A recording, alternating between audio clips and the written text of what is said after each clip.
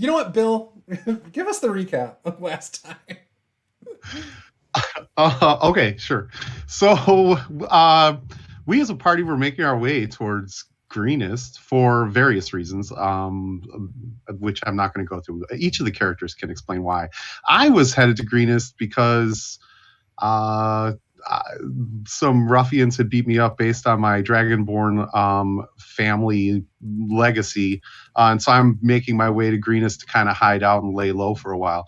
As we were approaching Greenest, we saw essentially the town on fire and this massive blue dragon flying around. You know, being smart party members, we were like, maybe we shouldn't go there. But then we decided ultimately that we needed to because, people were there and they were dying and family members and things of that nature. So we went in and we were minding our own business and we were accosted by a group of kobolds and cultists. And so then, naturally we had to defend ourselves.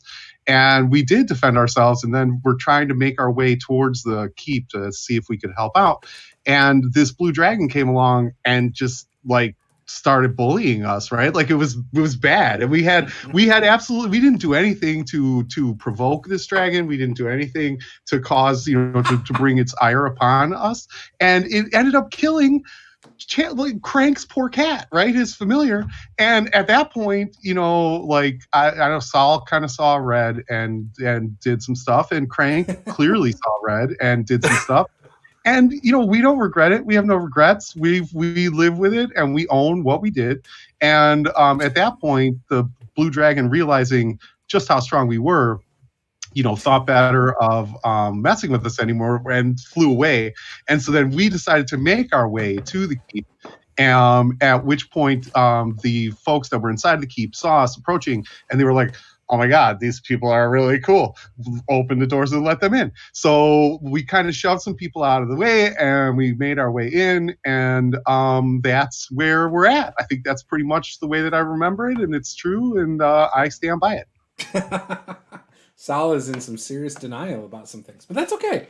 I can pretend that was kind of how I remember it from watching it earlier today. I think that was exactly how it happened. So I think it was. Well, with the exception, I didn't want to cast any aspersions upon party members, but of course, Paula was completely useless because, she was pining over Tatiana the whole freaking time. But it's cool. No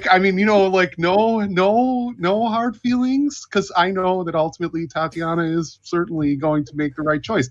So, just like the Hobbit falls short as usual. Oh, pun intended.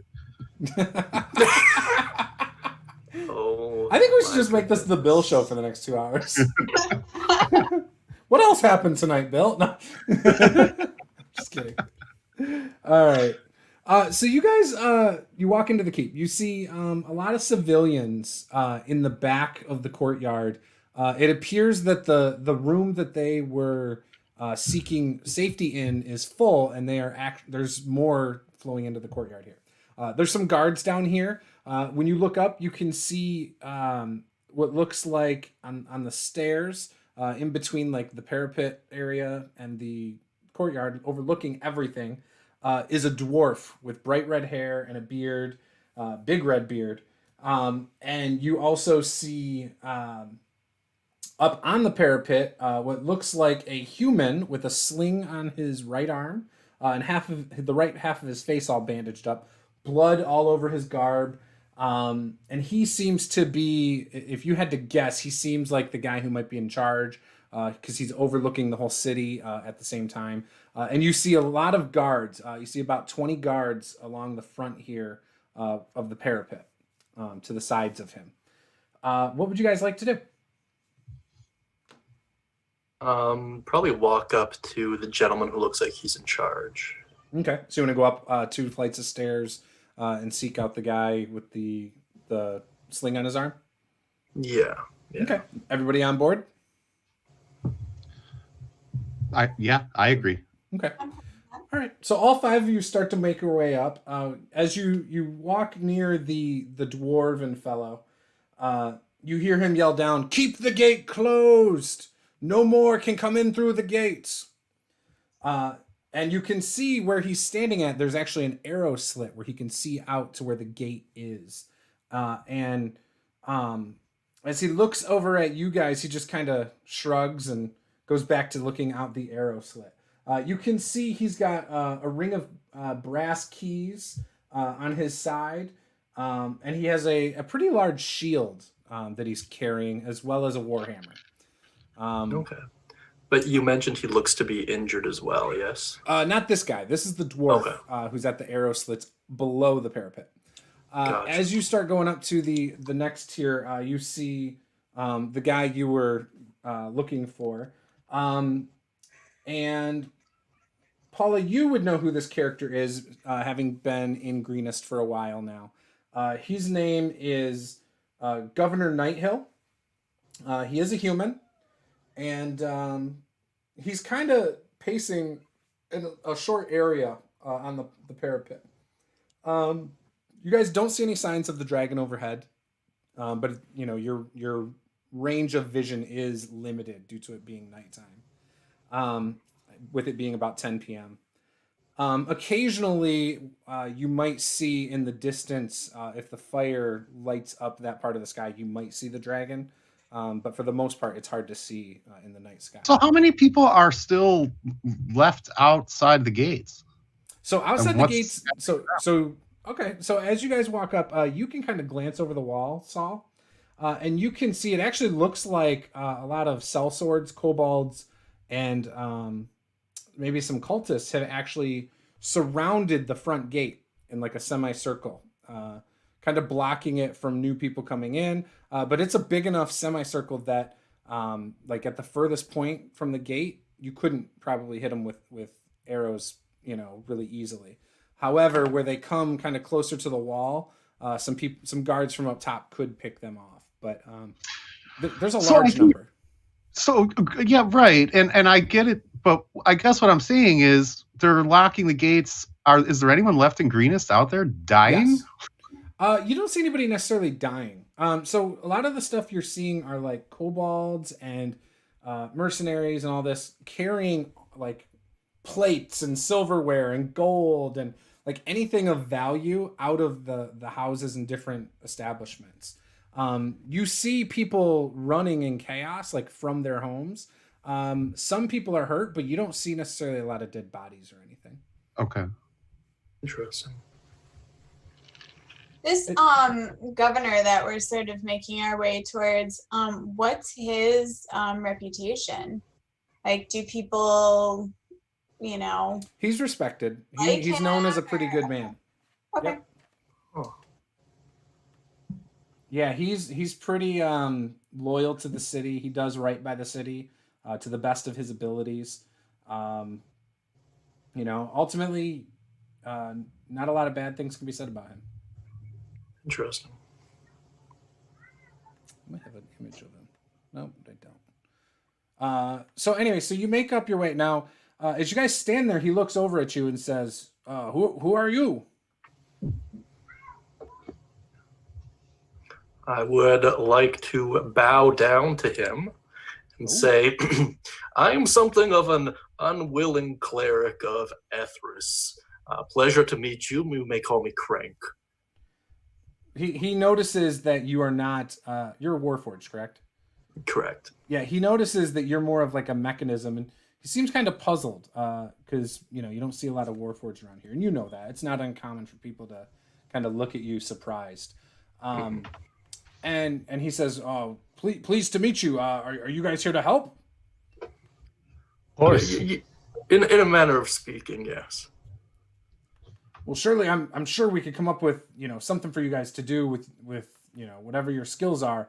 Are any of you handy with a sword? And he kind of looks around and sees what you guys are wearing and wielding, and Raj will casually put his hand on his pummel of his sword to kind of show it off. That's there. Excellent. So clearly you can see, there's the chaos going on right now. I'm so stressed. We've lost a lot of men, on the wall here tonight.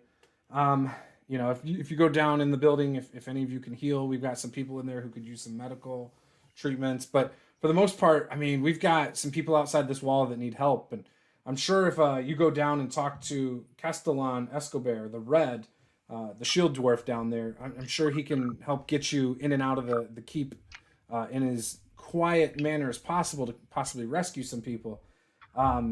In particular, you know, if you look, and he kind of points out in the distance, he says,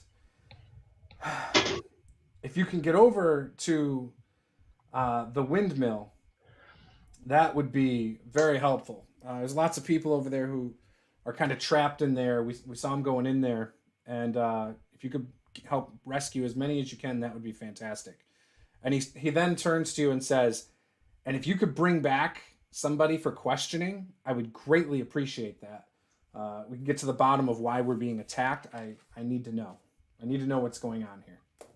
This is clearly not some nation attacking us. Okay.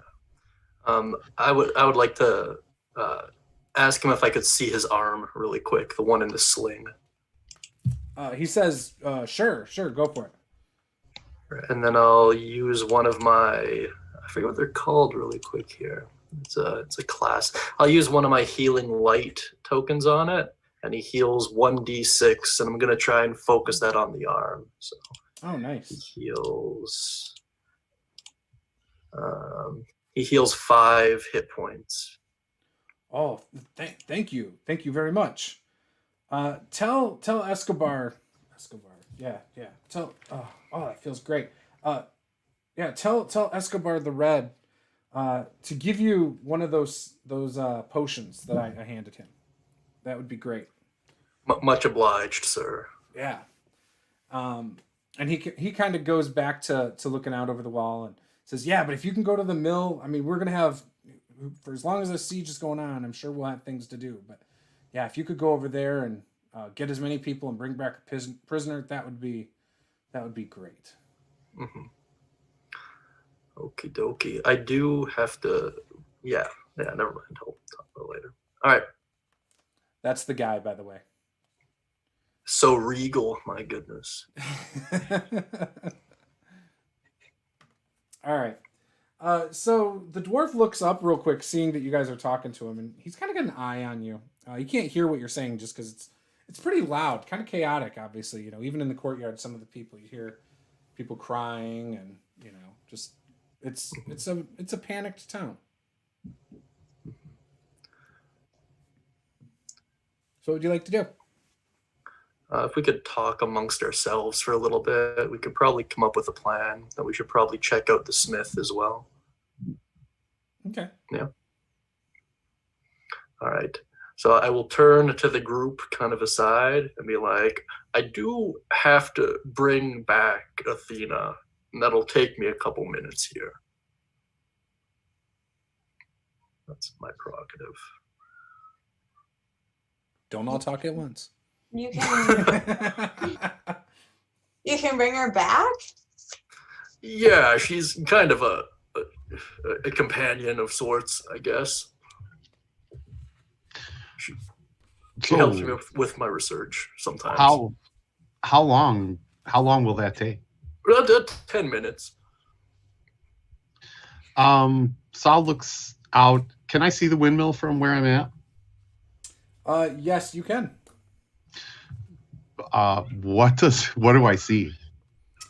So when you look out to the mill, it looks like the door is opening and there's letting like people come in occasionally. Okay. And the only reason you can even see it is because there is a fire nearby that's lighting it up. When you look at it, you don't see any like threats. You don't see any kobolds nearby. You don't see any mercenaries near it at the moment. Okay.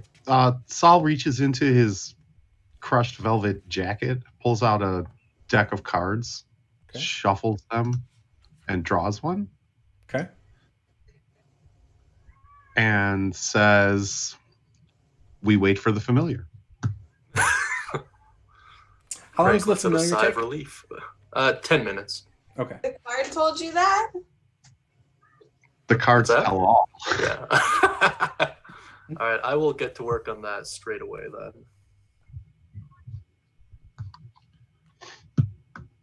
Okay. So, in the meantime, as he's I'm assuming you're casting a ritual. Yeah. I approached the dwarf, Pablo Escobar, and It's Castellan.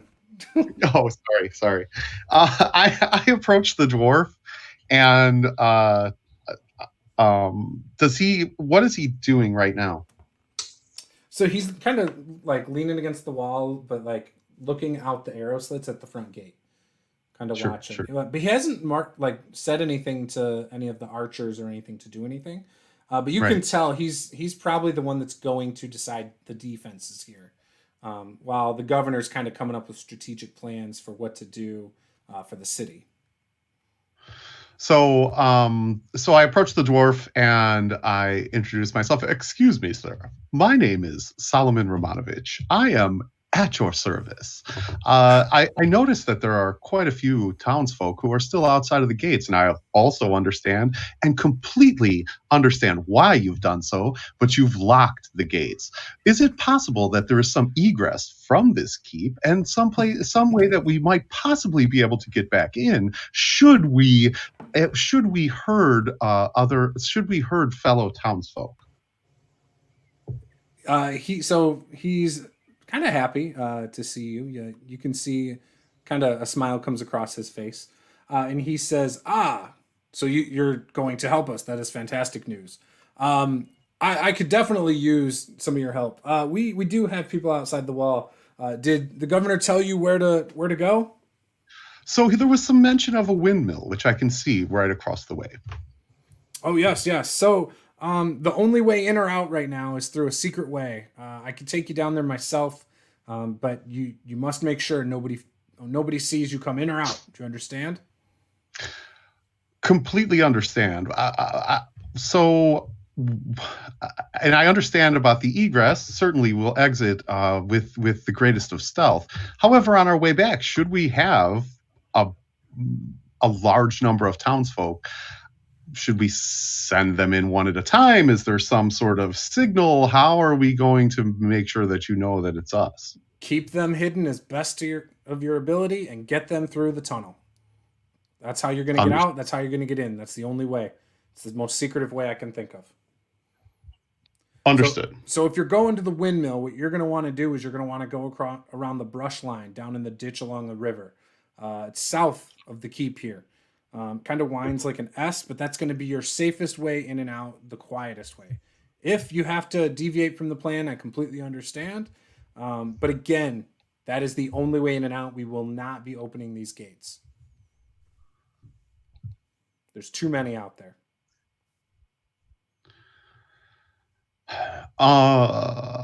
Understood. So I sort of curtly bow to him, and then turn back towards the party, and obviously not bothering Crank as he's focusing on his ritual. I relay to the rest of the party what the situation is, and gauge their reaction. So what do you think, folks? Are we saving this town? Roz will say, yeah, of course. So you hear the governor from up top. He says, Raiders are trying to set fire to the town's mill. If it burns, we'll lose our stockpile of flour. We won't be able to grind more for months. You gotta hurry, Crank. Crank. Hurry up! I'm gonna assume I'm pretty close to being done here. I mean, 10 minutes is pretty short. The conversation there was enough time for you to get your okay. I'll run up to the dwarf and mention that the governor mentioned something about a potion. What? I was saving it for the governor, but if he says to give it to you, here you go. Thank you so much. I don't know. It's a cure wounds, cure light wounds, or whatever. So the governor then yells down. He says, "Go! Not only the mission has changed. Hold the mill until we send guards." Okay. Okay, folks, take back everything I just said, and now we're going to hold the mill. Do something completely different. Okay, perfect. So he says, though, Raiders are trying to set fire to the town's mill right now. So, okay. And as you look out at anyone who is still on top of the parapet, you can see now that cultists have moved in and are dropping torches at the front door, trying to set it on fire. Okay, well, let's get out of here then, and let's head towards this mill. Right. How far? So I yell to the dwarf, you need to show us where this secret exit is now.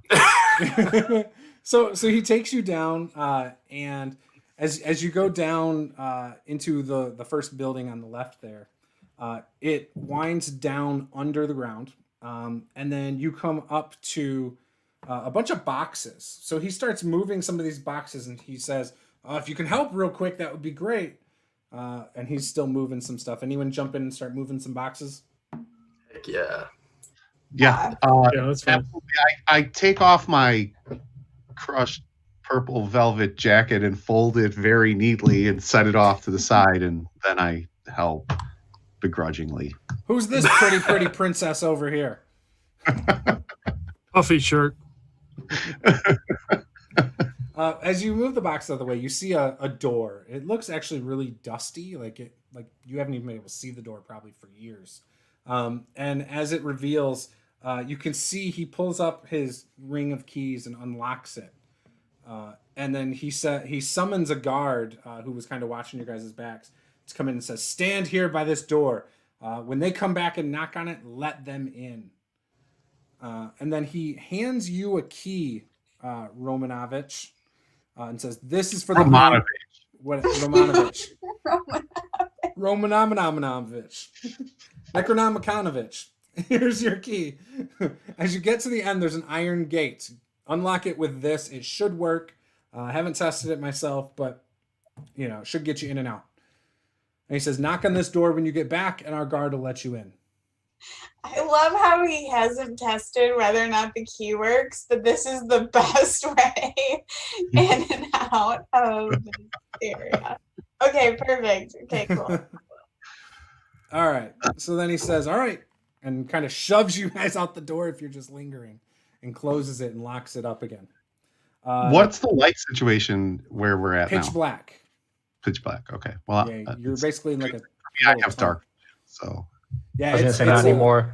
Oh, sorry, Roz pulls out his moon touch long sword to dimly light up the hallway. how far is the range? 20 feet? That was I believe so. 60. Is it 60 from the sword? I think it Double might check. be. Yeah. Who needs light? External light sources? I 15 can. feet of bright light and 15 feet of dim light, so Oof, 30 feet I'm radius. way off. Yeah, I need light. I Okay. think I do. Okay. Cool. I can perceive through Athena's senses. Gotcha. Okay. So this is an old tunnel. Obviously, the walls are not flat; they're rounded, kind of carved into the rock here. And you get a smell right away of like sewage. This is like a sewage tunnel, and you also I bend over immediately and I roll my pant legs up. it's a single file. There's not enough room for you guys to go side by side. So whoever's in the front is pretty much stuck in the front, all the way through. So decide your marching order and let's move it. I will take up the rear. I guess Roz will lead since he's got the sword with the light on it. Okay. Sal will fall in behind Roz. It's fine. Okay. I can be in the middle. Paula's character 3, Chance is 5, and Peter is just before the back. Okay, cool. All right. So you start making your way through the narrow tunnel, and you can see the light at the end. There's definitely a gate straight ahead. And as you're starting to move ahead, that hole gets bigger and bigger as you go south. When you start to get up there, you do hear some noises up by the gate. What would you guys like to do? You're about halfway through the tunnel. What sort of noise? Can I make a perception check or? Yeah, go ahead, make a perception check.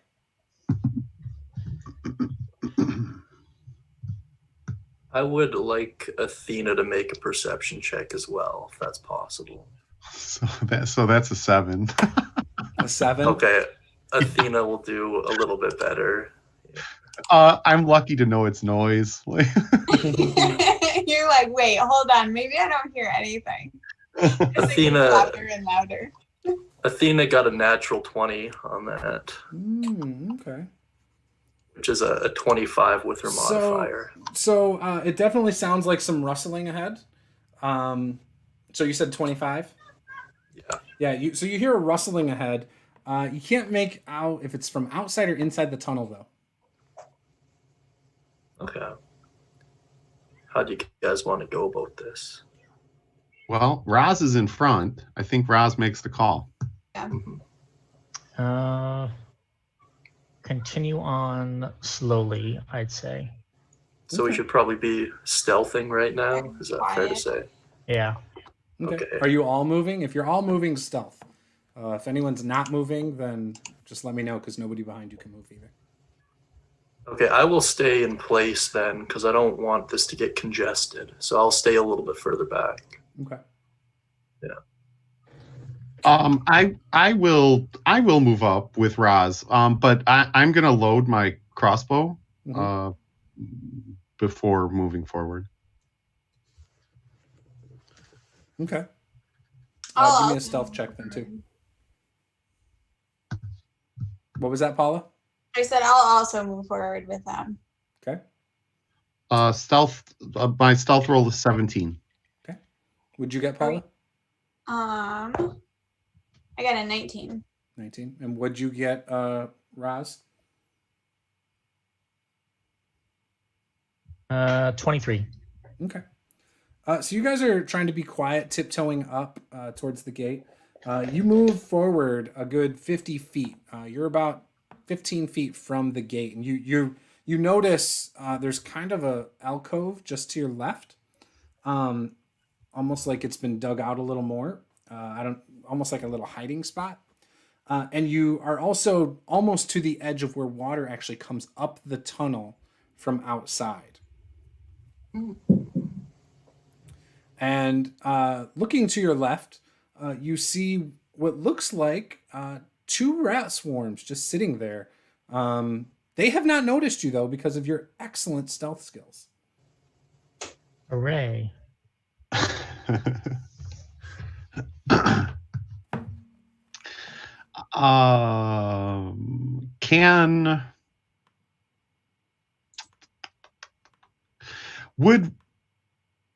At this point, do I feel like I could cast a spell safely? In other words, can Roz hug the wall and get out of the way?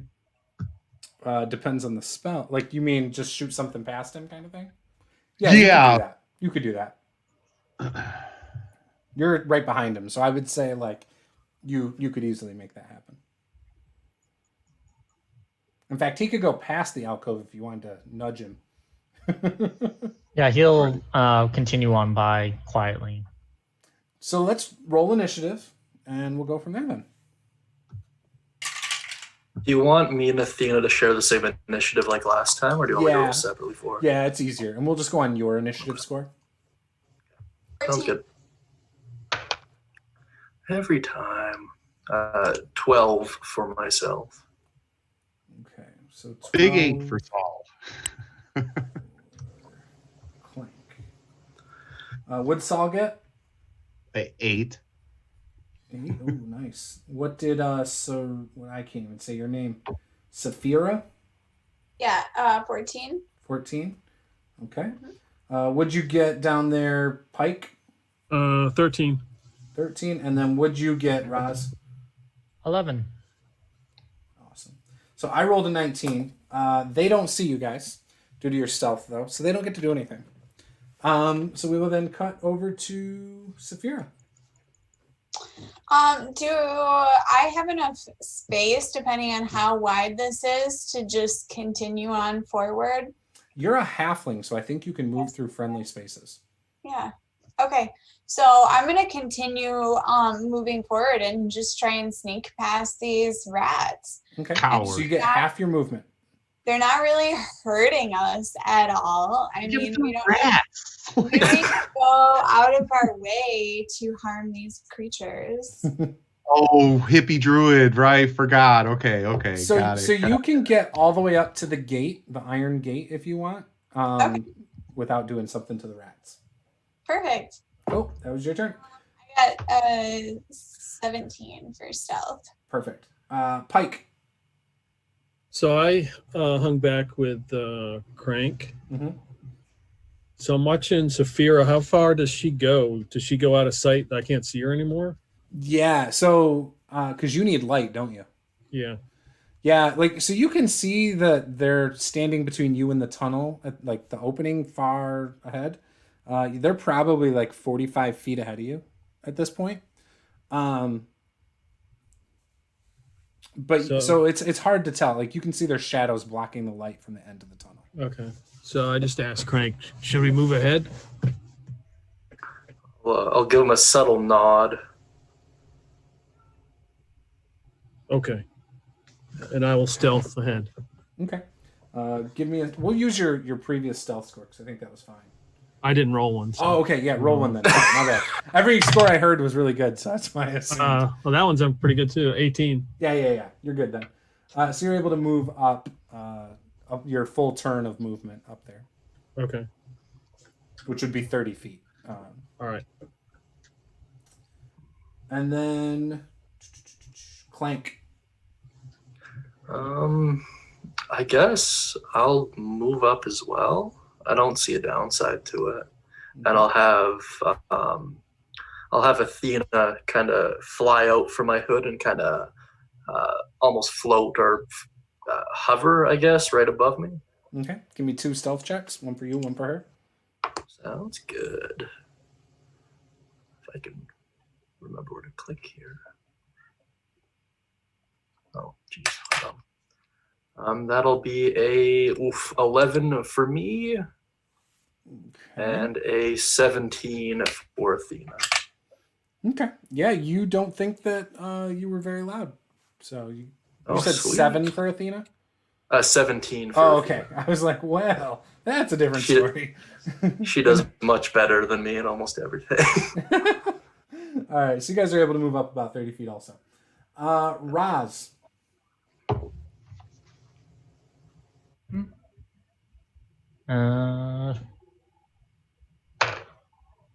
That's 16. Are you stealthing away? Yep. Okay. And then Saul, it's your turn, and I believe you have the keys to the gate, right? I do have the key to the gate, right?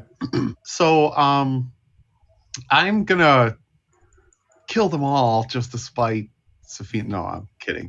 I'm gonna cast Thaumaturgy. I'm gonna make the sound of like a big cat, a wild cat, approximately 5 feet, from me. In other words, I'm gonna make the sound like a roaring big cat sound coming from my area in the hopes that the rats will run the other way. What's the other way? Which way down the then tunnel? I'm sorry? Which way down the tunnel? There's the gate side and there's the side that your other... So the other... So, right. So I guess what I'm asking is, are they on the gate? Are they before us? There's a cutout. So it's one hallway. Mm-hmm. You have the gate and you have the spot where you guys came from. Right now, you have 2 people by the gate, 2 people back here, and then you're at the cutout. There's like a cutout where it's dug out by the rats. I'm going to rethink that, and I'm going to try to stealth forward to the gate. Okay. Now you guys do realize you have to come in and out of this gate, this hallway. Yeah, we can sneak by the rats all the time. Okay, I'm just throwing it out there. I'm not saying you have to kill them. I'm just saying it's something to think about. That's all. We're just going to be quiet. They might also be gone by then. Who knows? They might. Who even knows? Or if we need to run back, we can lure some idiots into the rat nest. Yeah, just send some civilians in and test it out. So I'm stealthing forward. My stealth roll was an 18. Yep, no problem. Easy. You make it to the gate. Okay. Yeah, we're supposed to hold down the windmill now or whatever. And actually, that was only 15 feet of movement. So that was just your movement. You still have an action if you would like to open the gate with the key. I'm going to open. Yeah, I'm going to open the gate. So you stick the key in, it clicks, but the gate does not budge. Nice. Looking at it, you can see it's got years of rust and corrosion all over it. I turn back and I look at Pike and I say, "Would you care to do your thing, sir?" Awesome. All right. So when you say that, though, the rats do hear you in this tunnel. God. I look around for some water. Yeah, so there is water on the other side of the cutout. Okay, good. I figured you wanted me to dive in or something. No, I meant use your massive Goliath strength. I didn't mean Didn't we decide his strength wasn't that good last time? I Oh, can't remember. did you make a non-optimized Goliath? Did you dump your Dexterian? He's a strength stat? Ganassi. Oh, he's a Ganassi. I thought he was Ganassi. okay. Gotcha. I think He's a Goliath. dex-based barbarian. No. Oh, God. no. There's no bonus. Oh, no. He's like, don't get carried away. I love No. dex-based Don't anybody barbarians. get carried away. The strength is okay. It's not, It's yeah, not I'll an just. 18. No, it's not. Yeah, I just mumble something. I'll just go up there. I guess since I'm not gonna dive in the water or whatever, see my perfect form. I guess I'll just go up to the gate and see if I can open it. Okay. So it is the rat's turn. So as you start to move forward, the rats do jump in your way. 2 rat swarms. Of course they do. Sorry, I'm not trying to be that DM, but I am being that DM. So they both attack you, Pike.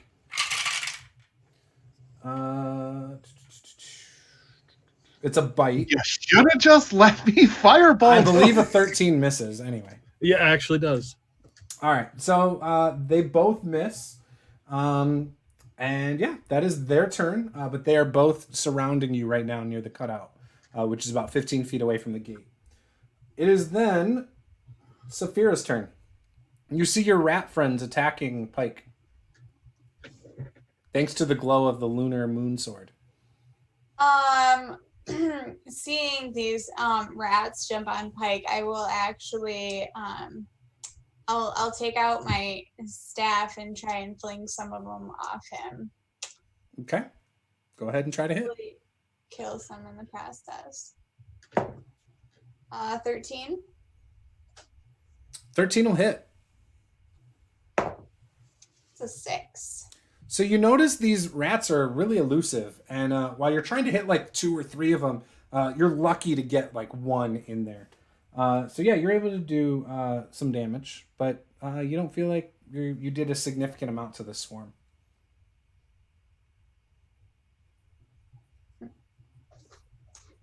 And next up is Pike. So are they actually like crawling on me, or are they like? Yeah, right they're next like to me? swarming around your legs and nipping at you. They're not like on you necessarily, but Can I try to hack them with my sword, or? yeah, you can try. Okay, you can always try. Oh yeah, natural 1. A natural 1 with a normal Yes. sword, right? Yes. All right, let's- You know, we need a natural 1 Ooh. graphic, Juice. We need a nat 20 and a nat 1 graphic. I'm just saying. So yeah. I need to come up Didn't with we something. have a lot? Didn't we have a lot of crits last time? Something. No, he was rolling 1s last time because he even said how proud Yeah, he it was. was of Roz his was getting the ones. 20s. He got like 3 20s. Yeah. I was to say I felt like somebody had a streak last time. All right. So, what weapon did you swing? A sword? You said. Yeah, it's my bonefish sword. So you swing it, and as you swing it at the ground, you hit the ground, and that vibration in your hand that you can imagine hitting something hard, Yeah. causes you to drop your sword, Uh-oh. and it does kind of slip off into the water a little bit. So it is Okay. out of reach. And yeah, that was your turn. So Clank, what are you doing? Do I have a clear shot at the swarm? I wouldn't roll a 1.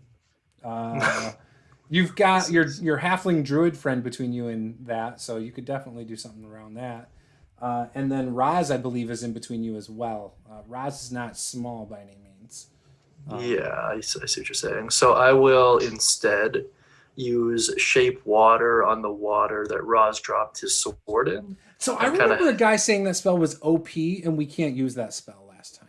Well, that guy's on drugs. All right, so what are you doing with shape water?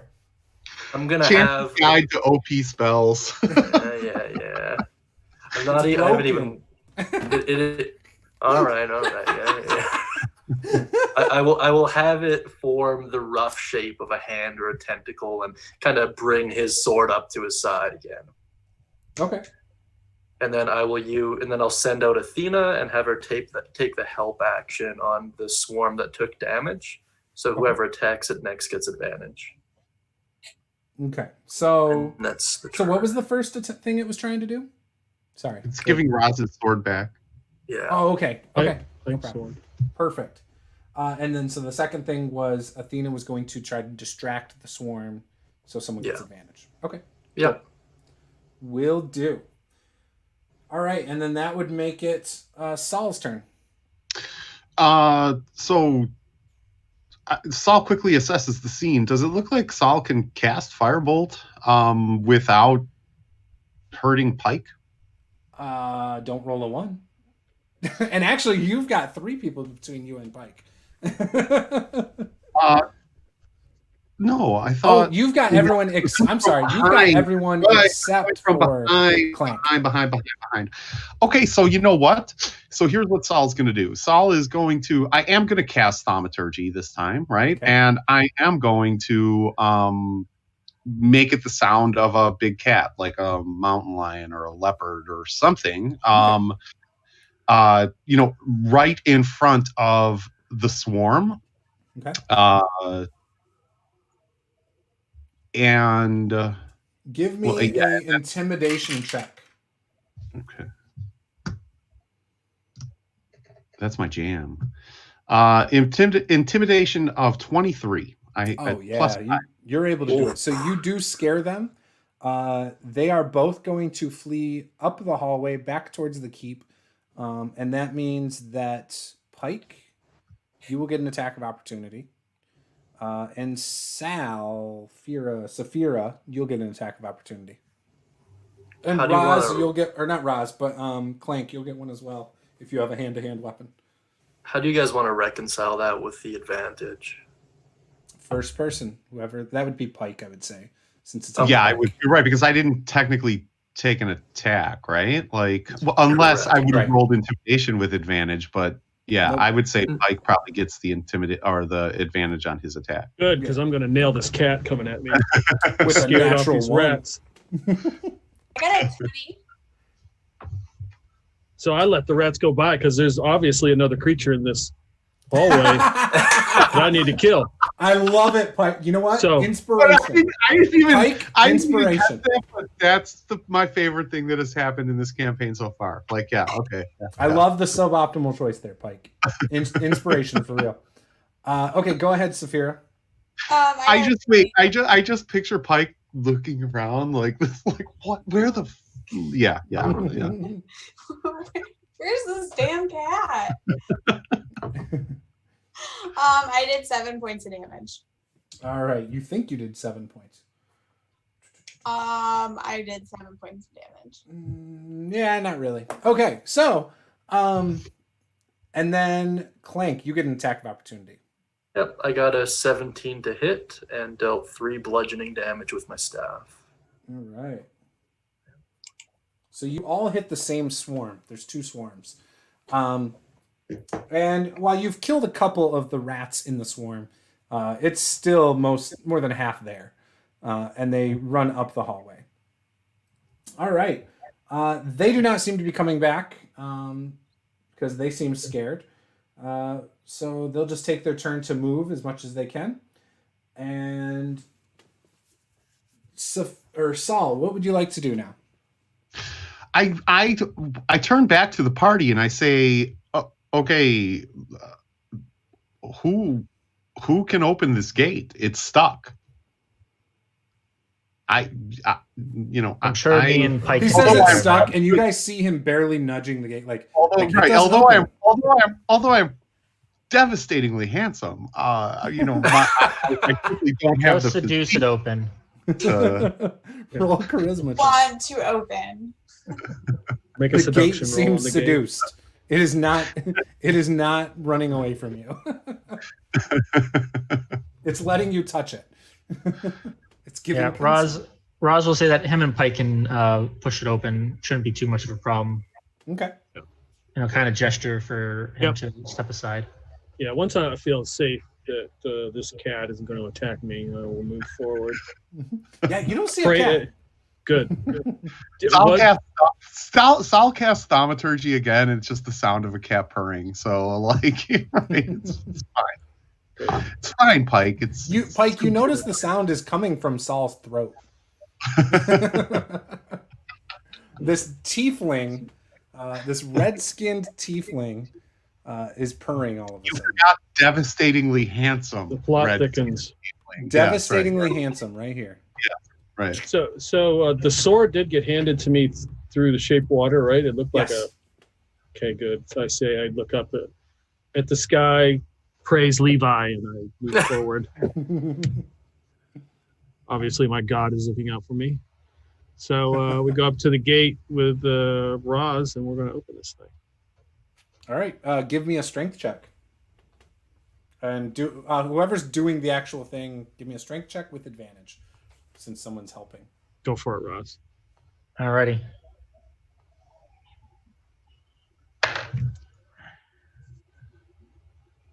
Uh, 13.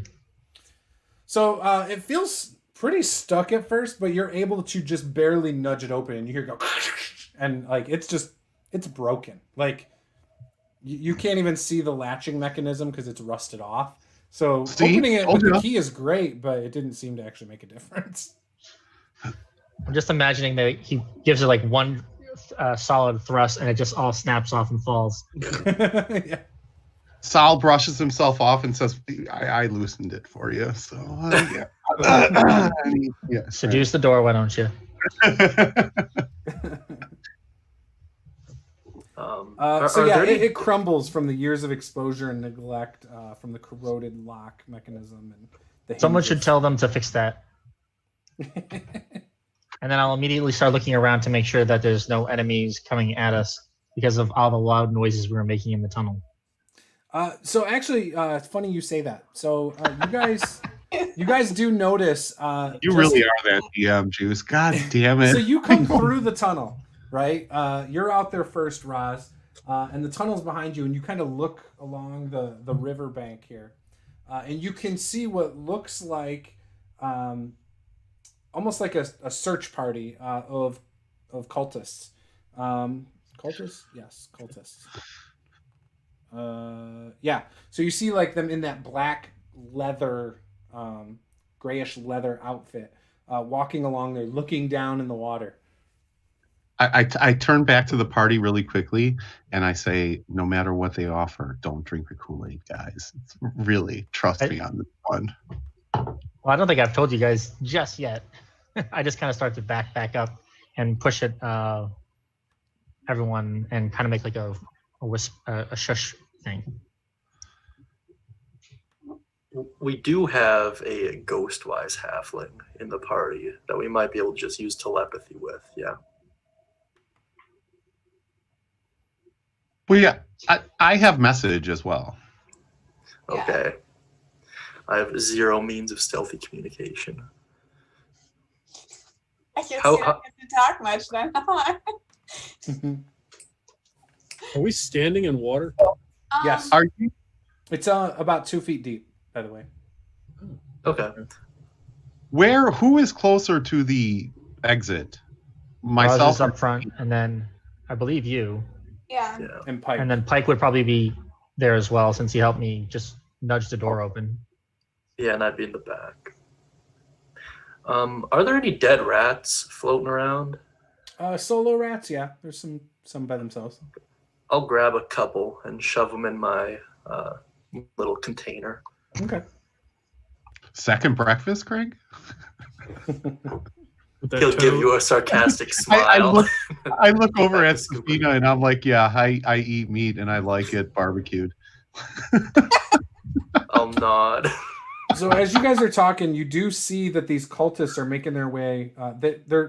They don't have a clear shot of the tunnel, but if they get close enough, they will be able to see the gate. But they're walking along the bank, and the tunnel is kind of concealed a bit from the bank.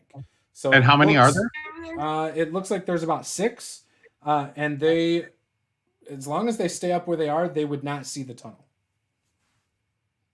Okay. How far away are they? Right now, about 50 feet. And you said They're right moving by the river? closer along the bank. But they're right by the river, yeah. They're up away from the river on top of the bank. Okay. So Remember how we were walking through like a ravine, almost man-made river? They're at the top of the ravine. So Okay. I turn to the party and I whisper, I can stealth out and cast thaumaturgy to make some sort of call for help or some noise up to 30 feet, and draw them away from the entrance, and then you guys can sneak out. And I will also whisper. I can also create a water distraction up to 60 feet out. So either way. Well, that's for right. So thaumaturgy is within 30 feet, so like you can go further away than I can. But what's your stealth like, though?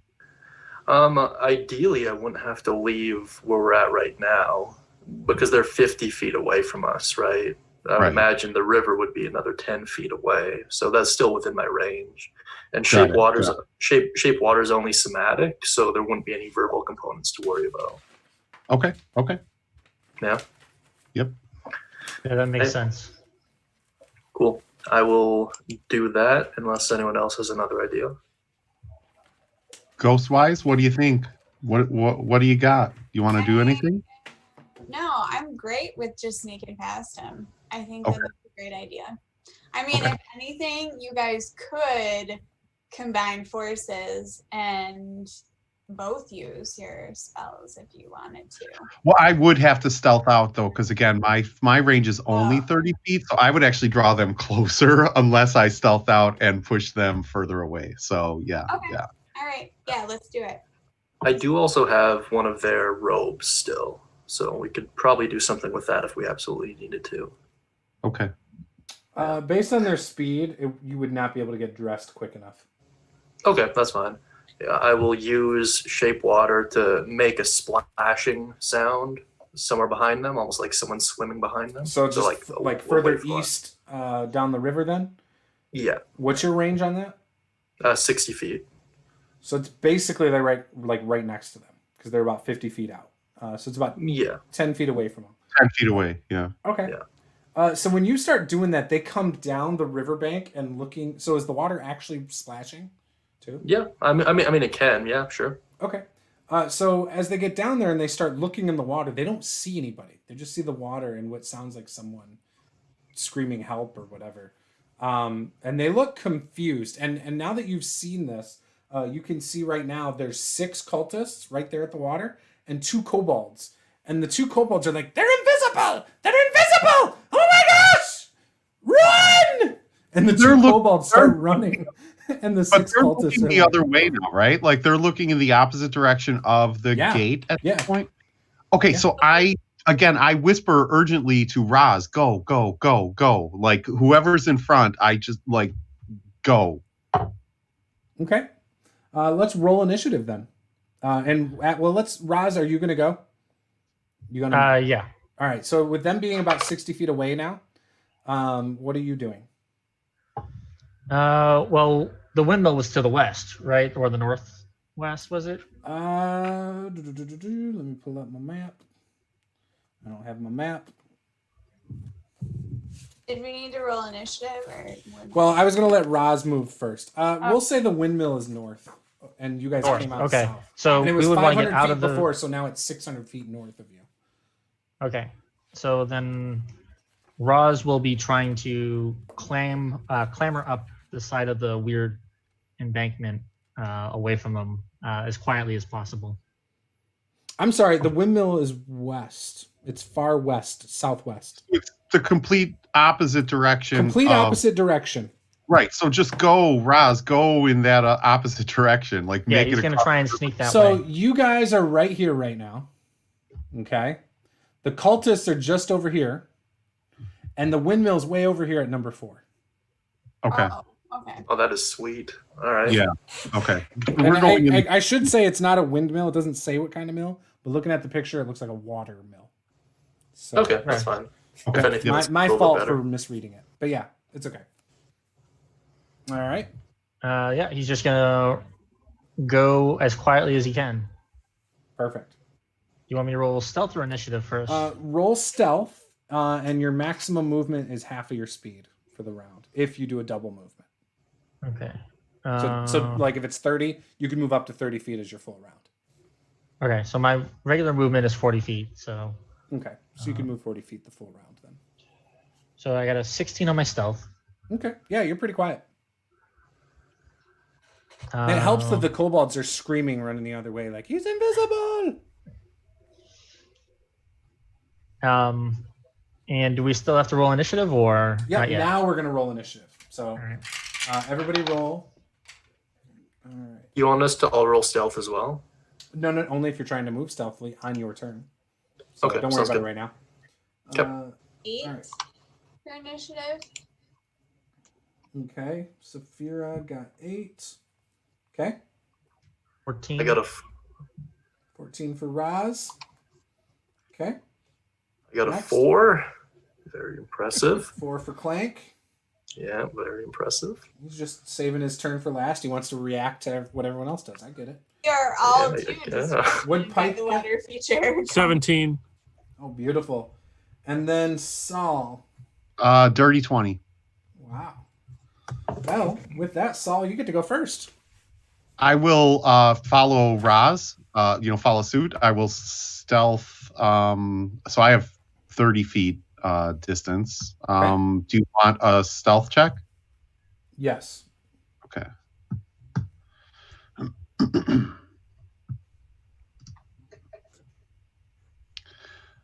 16. Okay, yep, you're able to do it. You said your movement's 30 feet? It's 30 feet, yeah. Okay, cool. All right, Pike, you're next. So they're about 60 feet away. I look at Safira. I said, "Let's go!" And so she jump on my shoulders and we go across because I know it's 2 feet of water, and I don't think she wants to go across that. Safira, you jumping on? Oh, yeah, for sure. Okay, I'll let you take her down with you. Are you stealthing? Yeah, I will attempt to stealth. Yes. Okay, what's your swim speed? I'm assuming you're trying to swim or you're running. It's only 2 feet. If he's a water genasi, like he was swimming before he was walking. Like, yeah. Right? Yeah, it'd probably be easier. I guess I could swim in 2 feet of water. Yeah. Yeah, I would say because of being a water genasi, I'll let you. Okay. Yeah, do like a crocodile crawl through the water. with a halfling and a staff on top, like ah. I'm just the lookout. I'm going to be on the lookout watching everything that's going around me. So I can let him know if anybody's There you following. go. She'll just nudge you on the I'm head. picturing a little pirate hat and an eye patch, and a cutlass as she. But it's not really a cutlass. It's like a vine that's been like. Yeah, exactly. Right. It's all floppy and flimsy, like a kid's toy. I've got a hat right over here. All right, Pike. Give me your stealth check. All right. Ooh, there we go. 18. Nice. And what's your swim speed? 30. Perfect. Okay, so you're able to get about halfway there. Okay, it is Safira's turn. You're just riding along. Do you want to do anything while you're riding? Yeah, no, so I am just looking out and watching what's going on around us, and I'll let him know. Using some of my telepathic abilities. Mm. And she's gonna make this sound as she goes across. Ping, like this submarine sound as you go across. Yeah, she's gonna make the sonar sound, like The sonar radar. yeah. Yeah, I can't even. Are you sure you are within 30 feet of them? Yeah, no, I'm sure. I think that's it. I think Okay. I'm good. Okay, cool. It's their turn. Do they notice you? No. Great. Okay. So they kind of turn around and like start to try and walk up the embankment. I like just saying embankment. I don't know why. But they're making their way up it kind of, and it's difficult for them to get up it. So they only get about halfway up it, and it's about, I'd say, 10 feet away from the water now. They sell drugs for that. Yeah, I'm sure. Little I'm sure. pills if they have problems getting. And Clank, it is your turn. You guys don't hear the kobolds anymore. The kobolds have made it far enough away that you can't even hear them screaming. They're invisible! Oh. What happened So to we- Roz?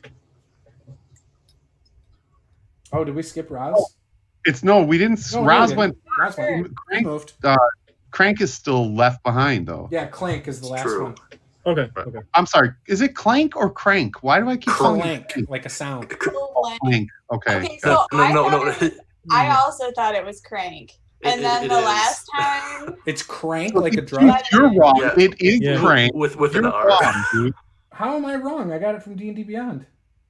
No, I should say Crank on D&D Beyond. I'm looking at it right now. oh, When I wrote it down, I Lazy wrote guy. Clank based on what was in D&D Beyond. There's a Oh, difference it's between okay. an R Oh no, never and mind, an never mind. L. Even know what a even my beat flip mat says are Crank. at So this for some point? reason I thought it was Clank. I don't know why. It's all Okay. My background is tied to Crank. I know who he is. I know his name. We shared the same mentor. Okay, like I did write Crank on my notes earlier too, so I don't know why I said Clank. It's all good. I can bear it now.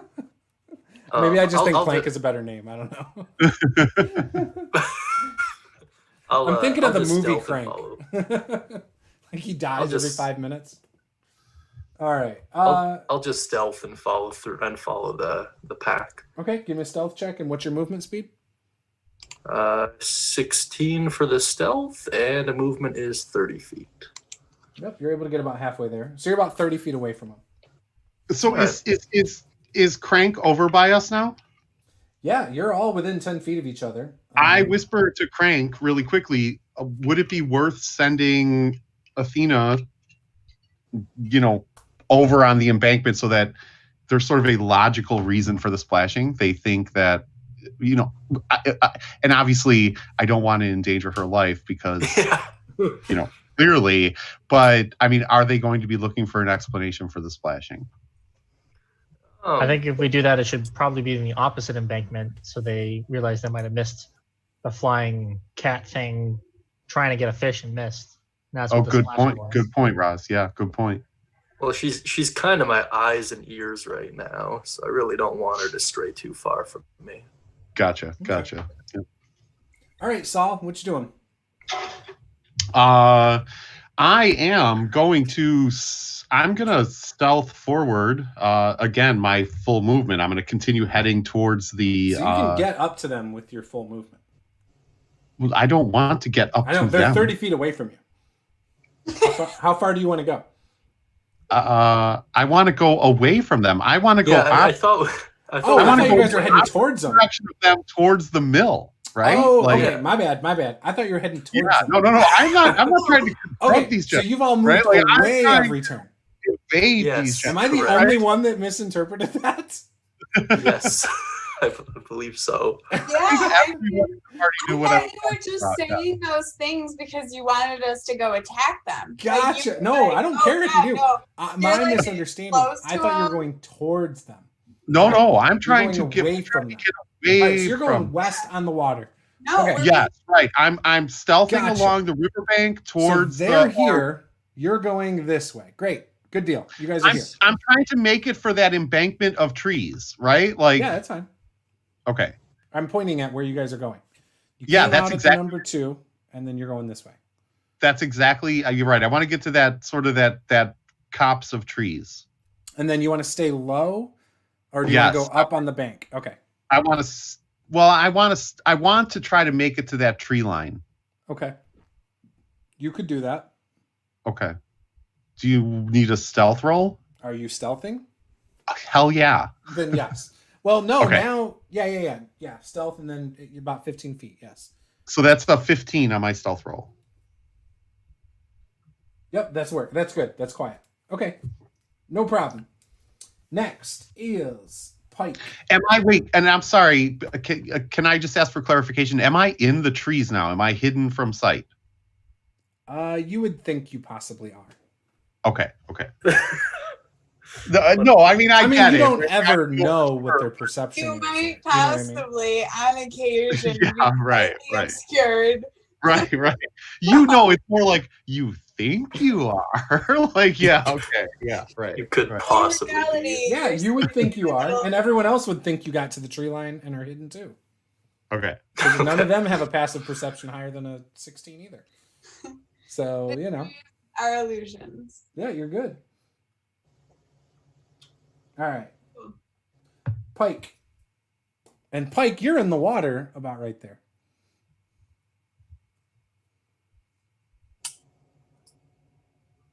I'm going to stay in the water and head in that direction. Okay, so you're going to go south as far as you can? Yeah. Mhm. Are you going to stealth or are you going to do a double move? I'm just going to do a double move, so that'd be 60. Okay, so you're able to kind of get down here. Okay. And that's where you are. All right, so Pike moved another 60, so you're a total of 90 feet away from the tunnel. Saul is now officially 60 feet from the tunnel. And then it is Roz's turn.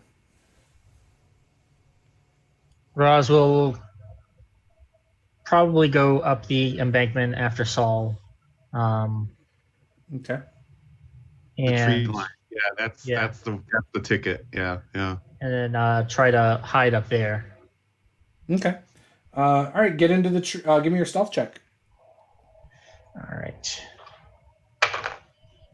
That's cocked. 18. Nice. Yeah, you think you're in there. And you are now 80 feet away from the tunnel, and you are beyond Saul now. You have passed him up by 20 Alrighty. feet. And it is now Safira's turn.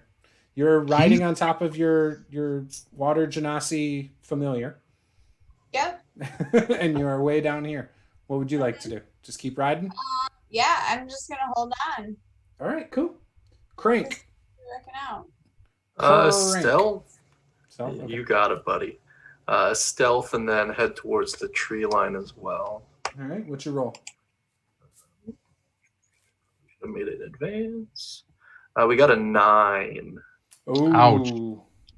Ouch. So you start walking along the water, and the stone bottom kind of you step into one spot that kind of sinks a little more, and you trip in the water and splash. And their natural 20 perception, they definitely see you.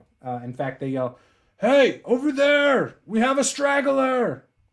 They don't see any of your friends that you can tell. They only see you. That's good. So yeah. Did the rest of us hear that? Yeah, you could hear well, you couldn't. You're probably too far south.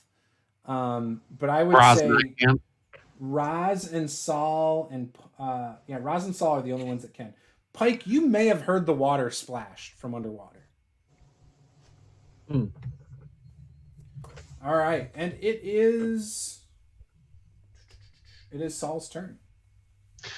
I am going to cast message, and I'm going to say to Pike that I'm going to say to Pike, the jig is up. They've got Crank. It's gonna get messy here, right? He's dead. Right. So I'm gonna that's technically gonna be my action. Okay. For my movement. How far away would you say Crank is from me right now? Not very far. He was in the process of moving basically right up to you, but before he got out of the water, he kind of tripped and fell in it. So he's probably like all right. So I'm gonna stay put in the tree line Trees. at this point. And that'll be my turn. By the way, Pike can respond to me You've opened as a bonus action, right? On his turn. So okay, cool. Speaking of which, it is Pike's turn. Okay. And So- he would recognize my voice in his head, by the way. So I'm pondering, thinking about looking up for this jig. Probably be something I would do. But I love Pike. I'm going to. I heard the splash, and I will turn around and head back, hopefully in a direction that the Safira could see what is going on. Yep. Yeah, you're able to do so. So you turn around, you swim your 30 feet back, and you didn't want to go all 30 feet. You probably want to go like 15, I would assume. Just enough that I have a line of sight. Yep. So you're about 15 feet away from him. You come back around the corner, and she can now see Crank face down in the water, looking up. Okay. All right. I will look for this jig. Yeah. You hear that in your head, Saul, from Pike. He's very confused about what this jig is, looking for like a puzzle piece or something. And then Roz, it is your turn. Looks up and shakes his head. Oh, Jesus. Roz is going to do his best to move back in the direction of Crank. Okay. Still trying to He's about stay 20 hidden feet as away best from as you. possible.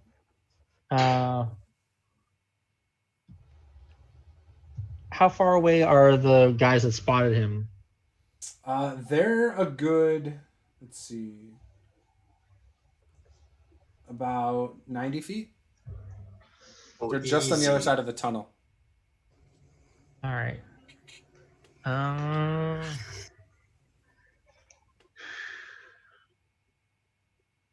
Then he will wait until they come to the group.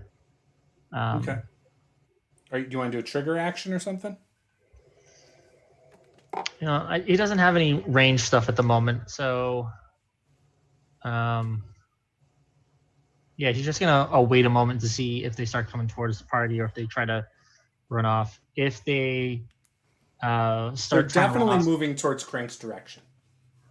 Okay, so he's just gonna wait to pounce on him and stay hidden.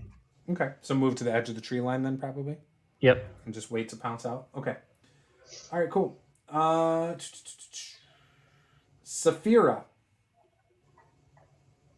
Okay, so approximately how far away do we end up?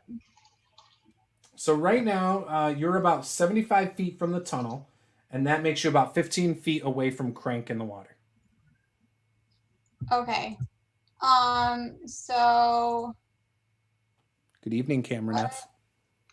what? Oh, Cameron joined us in the chat. Okay, so we're riding in a couple feet of water, so I imagine the majority of my body is out of the water. Yeah, it's like you're just gliding across the top. Yeah, so Your feet aren't even really getting wet. I am going to actually just try and hit one of them with my sling. Oh, so they're a little bit further. They're about 105 feet away from you. Oh, Yeah, they're not quite up to Crank yet. okay. But you All can right. ready an action to shoot them with your sling. Yeah, I'll go ahead and do that. Okay. Unless you, well, yeah, even if you jumped off of Pike, you wouldn't get there. No, With your yeah, short, that's stubby legs. gonna get me worse. Okay, there's a reason. All right, so it is their turn. And as it is their turn, you can hear kobolds, more than two this time, that are coming in this direction. It's almost like the ones that ran off screaming, "Invisible, invisible!" may have got the attention of some reinforcements and are running forward. You can't see them yet up over the hill. Those of you who are up in the tree line might be able to see a couple of them from your vantage point, and there's definitely more than two coming back. You see at least four right now. When the cultists move, they're going to move their full action and surround Crank. As they go to surround him, Safira, go ahead and hurl your sling at one of them. Okay. 10. That's gonna miss. And then Roz wanted to jump out and pounce on him, right? Yep. Come flying out of the air on one with a sword. Okay, do that. Alrighty.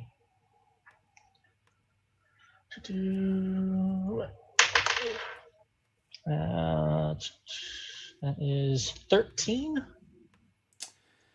And a 13 is going to hit. Yay! All right. What's this look like as you jump out of the tree line?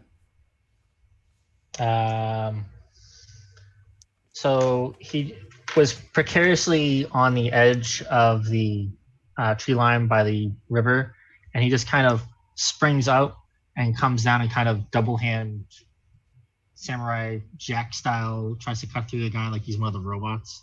All right. Sorry about that, guys. My phone lost connection. In any Ouch. case. Yeah, what I miss really quick. You're surrounded, and You're surrounded, everyone's trying to help face you. down, prone. Fantastic. 46 6 times. Drop the lowest. Feel free to take uncommon magic item. No. I got 12 on damage. So 12 on damage? All right, so you're able to drop one. Also, yeah, Drake, so he literally cuts him in half. Drake, what you meant to say was 3d6 down the line. I think Yeah. that's what you meant to say. Yeah, I did. All right. Okay. All right, so then that was their turn. And then Crank, it is your turn. All right, I'm still face down in the water, correct? Yeah. You can get up without provoking, by the way. And you mentioned that this water was a couple feet deep earlier? 2 feet. Yep. Okay. How visible is the bottom of the river right now? It's nighttime, so it's hard to tell. It's not. Okay. You can't tell how clear it is at night, really. In that case, if I'm able to, can I roll down into the deepest part of the river? Yeah, you could try to. But right now you might have a cultist in your way. They kind of came down in and surrounded you. Are they in the water? Yeah. They ran down into the water. Fuck. All right. It's still worth a shot. I'll do that. Okay. And then Give me like a dex check to kind of try and finagle your way down in. DC 10. Okay. Sure. Really not a dex character, but I got an 11. So See, so there you go. So yes, you're able to weasel your way in, and it's about 3.5 feet in the deepest spot you can get to. And I will cast Shape Water and make it look like there's a figure swimming towards the opposite direction. So I guess east, technically. Okay. And then They will do attack of opportunities on it. Okay. They're all gonna hit it. Like they're just like they're slashing down in it with scimitars. Apparently not doing anything to it, but they're still like fixated on it.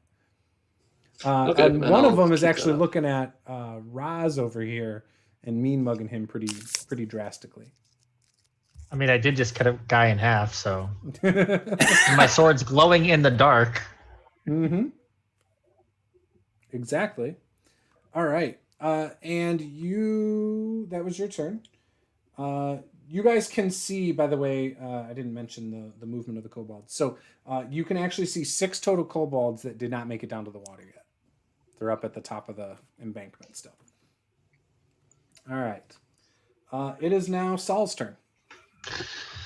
Okay. I'm going to stay in the tree line. Essentially, for all intents and purposes, I assume that I am still hidden, right? Yeah. I bring my hands together, and this ball of sort of electrical energy, undulating blue electricity that looks kind of like a hamster wheel that's just undulating and pulsating with this blue light, appears in my hand, and I push it forward towards one of the cultists that are in front of Crank.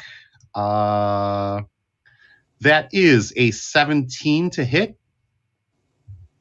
That's gonna hit. Okay, so I am casting Chaos Bolt. What's going to happen is it's going to be 2d8 damage plus 1d6. I'm going to pick one of the 8s to be what type of damage that I want it to be. Okay. And if Is this the max level spell slot? This is at first level. This is actually Wild Magic Surge too. This is at first level. Yes, it is. You're absolutely right. It is a Wild Magic Surge. Let's just see what I got going on here. Oh, okay. Wait. Okay, so 2 8s. 2 8s means. Wait. Hold on. 2 8s means if you roll the same number on both d8s, the chaotic energy leaps from the target to a different creature of your choice within 30 feet of it. Make a new attack roll against the new target and make a new damage roll. So my Chaos Bolt flies out, does 16 plus 6.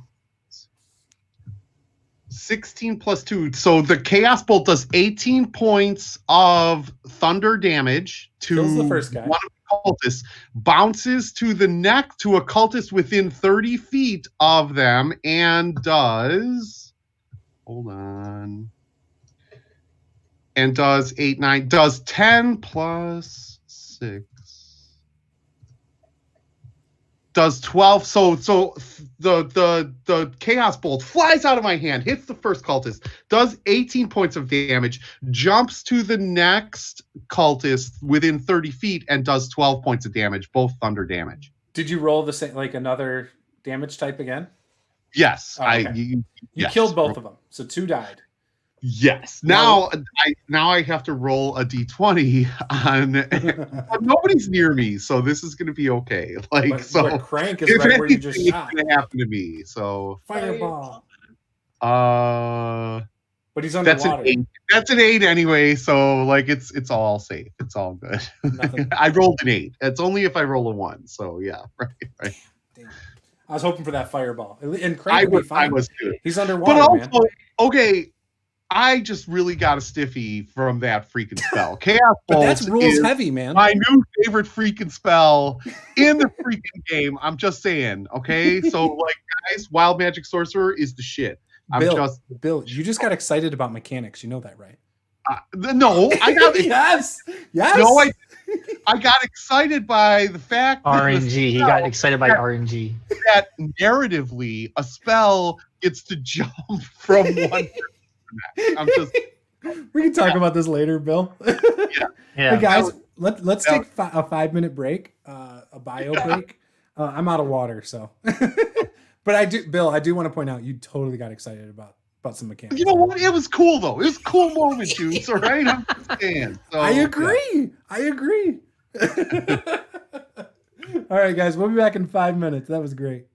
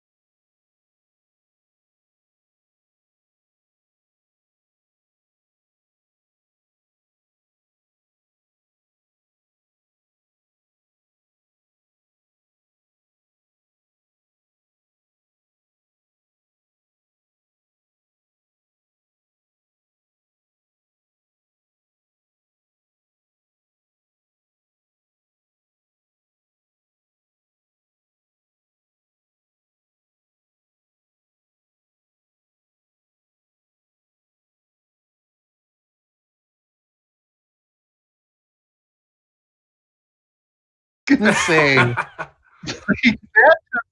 that just felt good. And honestly, I was kind of in shock, right? Like, first of all, I got super excited because it was double eights, and I was like, holy crap, that's max damage. And then I was like, wait a second, if I roll the same dice, like, yeah. So, all right, like one point for OP. Like, yeah, okay. Well, yeah. Whatever. I'm still not falling into the whole crunch thing. Like, no, I'm still, yeah.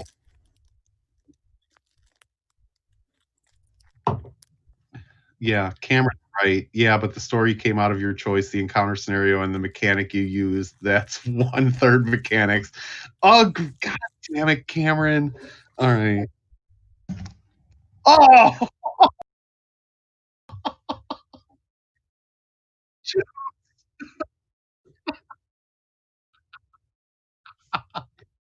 I mean, Cameron, you're right. Okay, like it felt really good. So yeah.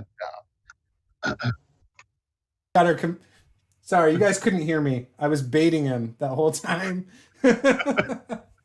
So yes. Anyways, no, your points still stand, Bill. Don't worry. It does not delegitimize your rules light argument. Sal, so yeah, and just for narrative's sake, Sal kind of looks around to see if anybody saw that, and he's just like high fives himself. He's yeah. There we go. Now my audio's better. All right, we are back. So everyone's ready to go for the next 30 minutes ish, maybe up to an hour. So let's get back into it. So we left off with Saul, I think, didn't we? Because you just did that sweet mechanical thing. I had finished. I finished my turn. I'm not going to take any movement. I'm going to actually stay in the tree line and hope that anyone that actually noticed it is now dead. So I'm still, as far as I can tell, hidden within the trees. So. Okay, cool. Pike. So you can close the distance and attack cultists. Okay, so I'm underwater. Do I see these bodies like hitting the water? Yeah, you can, because of your water ganassi, you can see. I'll say you can see it all. Is any of them still? There's some blood. You can you can tell there's blood in the water. Okay. Can I see if there's any left standing? I don't know if you got them all. Yep, there are definitely 3 still standing. And you see Clank laying there trying to stay underwater as deep as possible. Okay, there's a difference between an R and an L. I mean, Crank. Juice. Crank. Crank. I will find one of them that's still standing and still remaining underwater, stab him in the leg. Go up to his ankle and go, ah! Yeah. With the sword? With the sword, yeah. All right, cool. Do it. As my dice rolls away, I'll take another. Safira, you feel yourself getting strangely close to these cultists. Did you ever roll your slingshot, by the way? Natural 20. Nice. I totally missed that one. Oh, okay. Natural 20? Oh. Yep. Do you sever his full leg off? Like, roll damage. And I rolled max damage, which would be 12. Yeah, he's dead. Yeah. I assume you just chop his leg off at the knee, and the guy just passes out from pain and shock. All right. That is good. Raz. You see him dropping one by one.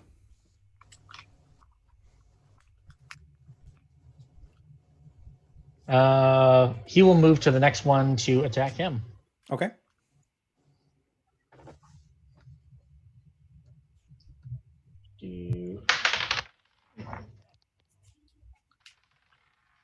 All right.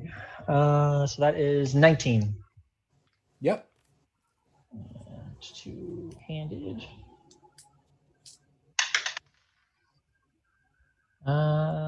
That is 14 damage.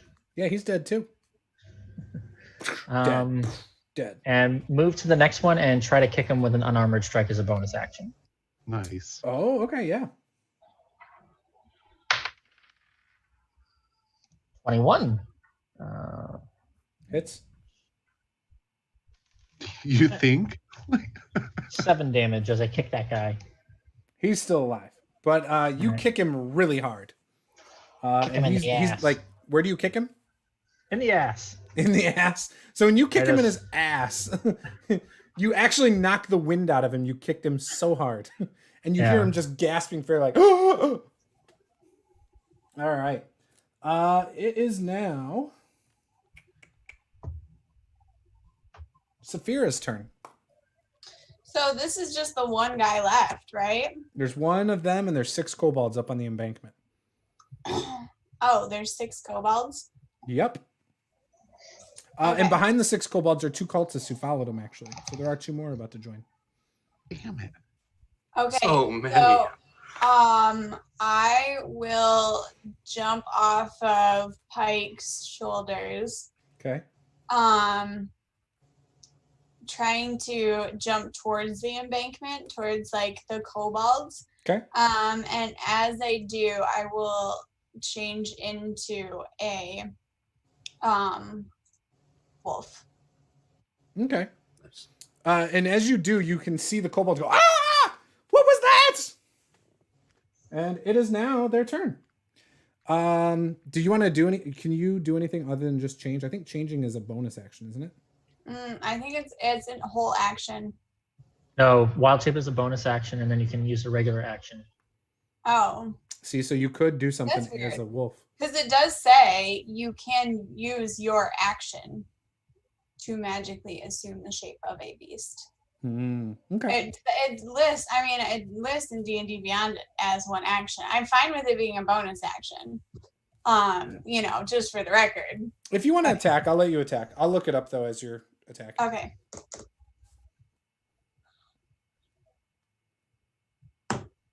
That's a 19. Hits. They're squishy, by the way. That is 5 points of damage. You don't have wild shape at first level, do you? Unless it's from the shepherd of the. We're not first level. We're level third 3rd. level. That's Also, right. for- You're right. You're for the right. I record- forgot. My bad.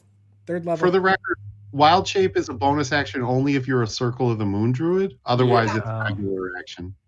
Yep. That's- Okay, that's why I confused it. Told you guys it was an action. Yeah. Anyway, Sorry. For Circle of the Moon. Yeah. and Sorry. I'm doing 5 points of damage. You killed it. So the one that just did that. Ah, what the heck is that? You bite it and kill him. All right.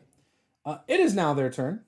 They're now going to. The kobolds are going to surround you. Meanwhile, the 2 cultists that are up with them come down to join the fray, and those 2 cultists are going to go right after Raz.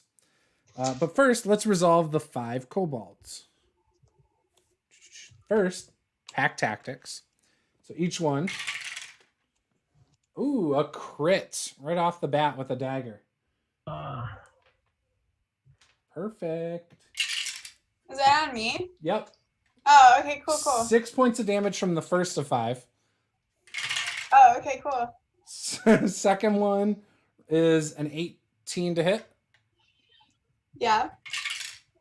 for 4 points of damage to the wolf. Okay. Did it switch back yet? Nope. Okay. Third one is a 16 to hit Yep. Okay, this didn't really go very well. for 6 points of damage. Okay. Ooh. All right. So now I reverted back. Okay. So now, what was that? That was the third. So this is the fourth one. Fourth one is a 21 to hit Yeah. for 3 points of damage. And the last one is a 23 to hit for 5 points of damage. Okay. Jesus. Pack tactics. This is why kobolds are the best low-level monster. Yeah, they are fantastic. They're great.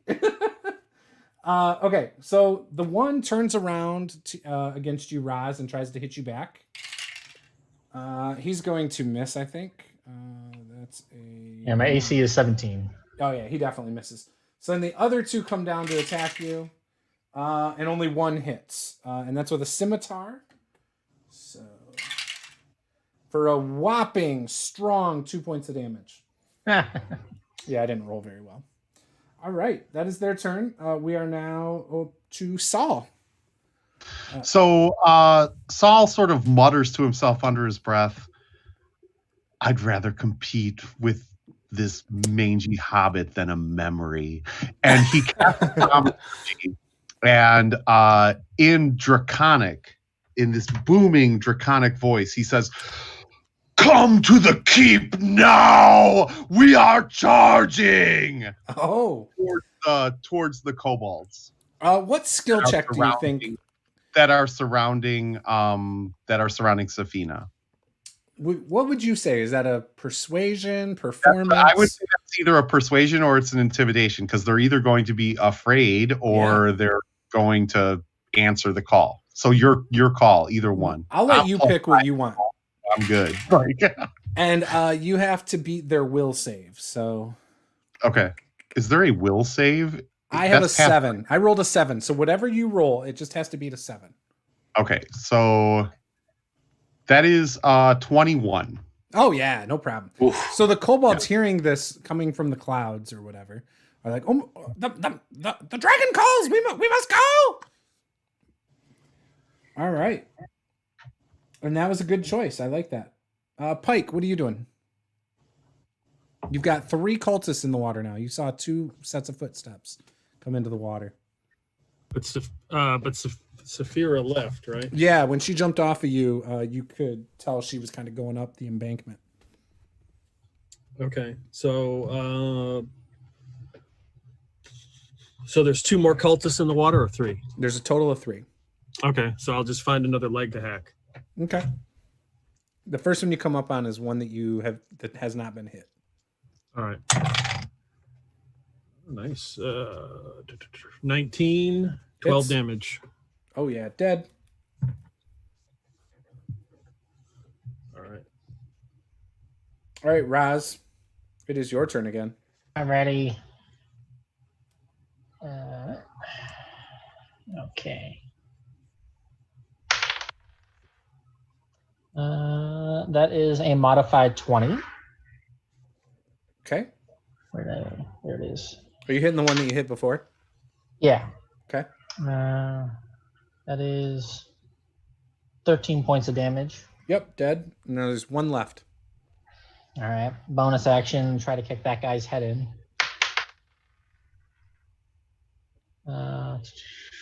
That's 11. Dead. Oh, wait, to hit? No. Yeah. Misses. So you kind of kick up by his head, and he kind of... You see this roundhouse kick come up, guys, and the cultist kind of leans back, and it barely misses. Almost grazes his nose. Gets a nice whiff of your dirty feet. I splash him with my wet boots. There you go. Some water splashes him in the face. All right. And now it is Safira's turn. It's my turn again? Yeah, we're back around. I just went. Yeah, you just got attacked and everybody else went, and now it's your turn again. So the kobolds are running away, right? Not yet. It's not their turn yet. Oh, okay. Disengage and run, Safina. Yeah, I mean, like, I'm not. It's Or get revenge. awful, right? Where are you at hit point? Well, all right, I'm not going to metagame, but yeah. I mean, Too late. You know, did metagame. I mean, I have my own healing spells if I was, super, super concerned, right? No, I'll go ahead and disengage. I'm gonna run back to where I know that Pike was fighting with the cultists. I'll run back in that direction, but I don't want to get up and engage with anybody. Okay. Yeah, you're able to move away then. Okay, cool. And it is now their turn. The kobolds do start moving towards the keep, just like they were ordered to. And it is now Crank's turn. There's 1 cultist in the water still. Or no. Nope, all cultists are dropped. So you can tell Crank, looking up, that all cultists have been dropped. Sweet. I will get to work on pulling them out of the water then. Oh, all the cultists? Yeah, we should probably take their robes. Okay. Yeah, you're able to do that, except for the few that had their legs cut off and stuff. So you're able to grab a couple robes, though. I grab one of the severed legs and look over at Crank. For your bag, and I throw it to him. I'll also take a vial. Actually, yeah, I'll take the foot. Why not? That works just as well. Okay. Put it in the little container. Raj is just Open gonna go, his "What bag and it's the just, fuck?" like Tetris, like Tupperware containers worth of stuff. Well, I mean, nothing rots in there, so it makes sense, right? Raj you is never just gonna be like, know. Sure. Raj is just like, I don't think that's how you get a new body. I'll look up and be like, heh, heh, heh. So funny. Are we out of initiative order, or are we still? Yeah, in you're out of initiative? combat. Everything's dead. Kobolds ran off. I am going to. I decided so not to throw an ambush straight at you. Sal is going to cast. Sal is going to cast message to Safina, and I'm just going to say, "You're welcome." Oh, how Tatiana and I are going to laugh when I tell her the story. What a guy. What I'm an actually going to absolute ignore man. the message and just roll my eyes and walk away. Raj sees Does that anyone have an intelligence of a 16 or higher? Definitely not. Not me. Pike 11. does. No? Okay. Just curious. All right. So we are by the woods, yeah. Yep, you're by the woods. You're moving in the direction of, moving along West. the water here, trying to go all the way down here to number 4. And you're Wait, right. did we collect the clothing from the cultists? Yeah, I did. Yeah. Do we have enough for each of us? You I already don't know, had Juice. one, I How think. many do we? Well, how many Yeah, did we you already grab had first one. session? One, or you had one? We had one. I had for one. the first All right, one, and yeah. you were able to grab 4 here. So Okay, so we have enough. Have we And seen then- any halfling cultists? nope. So Okay, But- cool. just gonna be Did the wearing an cultists- oversized shirt.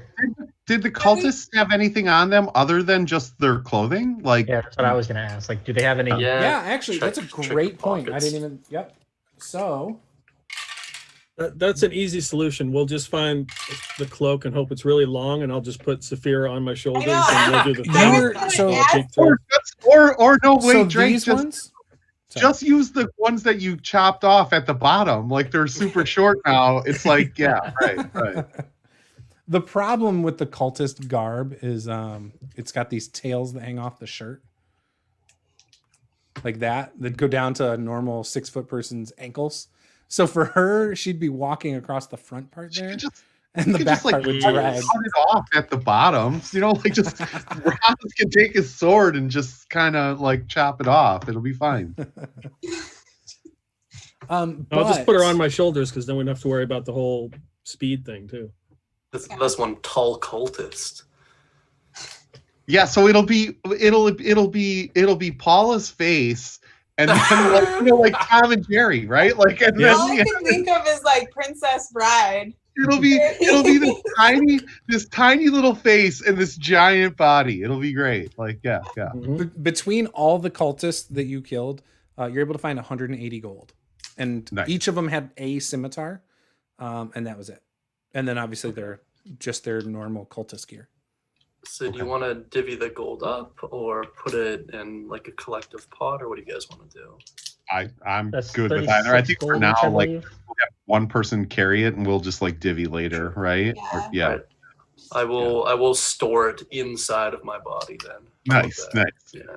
Well, there you go. All right, so you're gonna take a note of that, right? Are we should Yeah, we sure. appoint an official CPA, an accountant Yes. for the group at this point? Yeah. I volunteer not it. Okay, I I'll volunteer do it. not I'm it fine with too. it. I'm way too evil to be that person. So, So Chance is the treasurer? Guys, I have like Yeah. 2 sticky notes worth of notes, and Yep. that's like it. Chance is the treasurer. Okay. You said 180, right? Yep, 180. And in the last session, how many humans did you kill? 2, I think. 2? yeah, with 2 on the bridge and then 2 in the water. was 2 cultists and 4. Oh, right. At the bridge there were more than that. Yeah, right. We got right. 22 gold pieces last session. Okay. Cool. Perfect. Then that's what you're at. So 100 or 202 gold so far. Okay. Now, should we all put on cultist gear when we approach the mill, or should we not? I'm not putting on the armor. I'll just put on the cloak. Okay. I'll get dressed up as one. Why not? I will as well. I will at least I'll put on the mask and the cloak because it at least hides my tiefling nature. So yeah, your horns blend in well with the masks. All the masks are unique too. They're not the same as from one cultist to the other. Okay. All right, so I'm gonna try to find the most attractive mask, and I'm gonna grab that one. So does he find the attractive one? You think it's attractive. Everyone else thinks it's hideous. Well, fine. It has rough features. I'll grab the foot and I'll rub a little bit of blood on my arms somewhere. Okay. Just in case. Okay. To hide your robot body under blood. Yeah, might as well. All right. So it's going to take you a little bit to get down to the mill. We'll say it probably takes a good 20 minutes going along the water line here and trying to still stay kind of quiet. Unless you want to just pop out and make yourself seen. How's everyone doing in terms of resources really quick here? Like spell I haven't slots used any of my key points at all. Okay. I only have 1 sorcery point left, and I have 3 first level spell slots left. But I'm at max hit points. So you're strong. Yeah. I have 2 second level spells, 2 first level spells, and I still have a wild shape left. And I have your hit points? Spirit totem. And I have half of my hit points. Also, I don't know necessarily that we have the time for a short or long rest. The mill is on fire. We really we gotta go. I don't think we have time for it. But if there's a significant amount of people who are down, I could heal as we're going. I can heal a little bit still as well, and I have that potion too, so we should be okay. All right. Okay. So you start making your way over there, and as you kind of come up along the embankment where you can see the mill, let me pull it up. So you make your way through it, pretty smooth along the water line here. You don't see anything. You do come up on the embankment here, where you can actually see the fire of the front of the mill. And like he said, he asked you to hold it, but if it burns down, there's nothing to hold. So as you pop up, you can see what looks like. Hang on, makes me roll a random encounter. Oh, I know I didn't do it beforehand. It's my fault. Miss. So hang on one sec. Let's figure out how many of these guys are here. All right, so you see clearly there are 3 kobolds and 1 ambush drake at the mill. And the kobolds are obviously setting it on fire. Okay. Would you like us to roll initiative? Yeah, please do. Okay. Or well, it depends. What are you guys doing? Because you guys are still they don't notice you. What are you wanting to do? I was going to charge in and just try and murder as many kobolds as possible. I will lay down in the river, like towards the bottom of the river.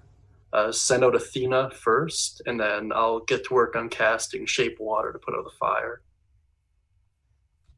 Okay. I like that. All right, yeah, let's everyone roll initiative then. Roz got a 19. I got a 7 again. 13. 13. Big 5 for Saul. 5 for Saul. Okay. Pike? Sorry. Go ahead. I got a 23. 23. And then Pike got a what? 11. 11. Okay. So, Safira, you're going to go first. Perfect. So how far away are they? About 45 feet. Okay. So, I I am on Pike's shoulders, I would assume, as we were sort of moving along here, because that kind of seems to be sort of our standard. Yeah, I wouldn't expect anything else. So I will actually just hold an action. If we get within 90 feet, I will cast Entangle on those kobolds. You're within that. You're within 45 Oh, feet. you are within that. Sorry. Yep. Okay, then I will go ahead and cast Entangle. Okay. Centered on the kobolds and the drake. It's 20-foot square, so.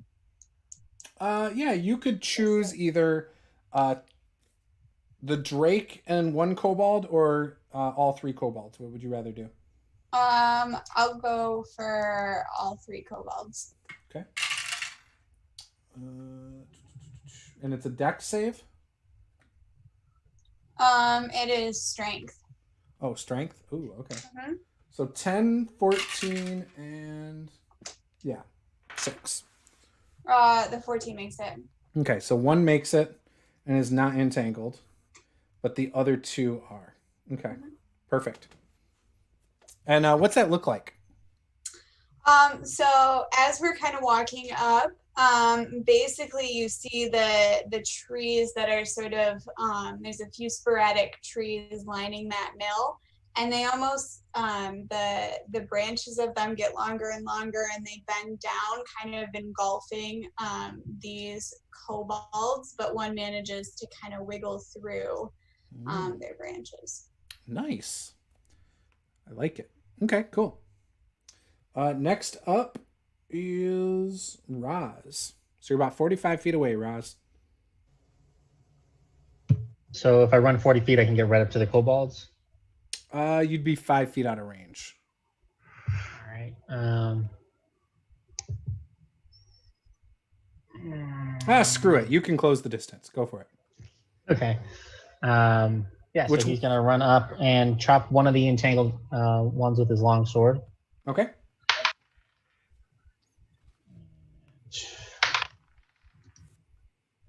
That is an 11. That'll miss. All right.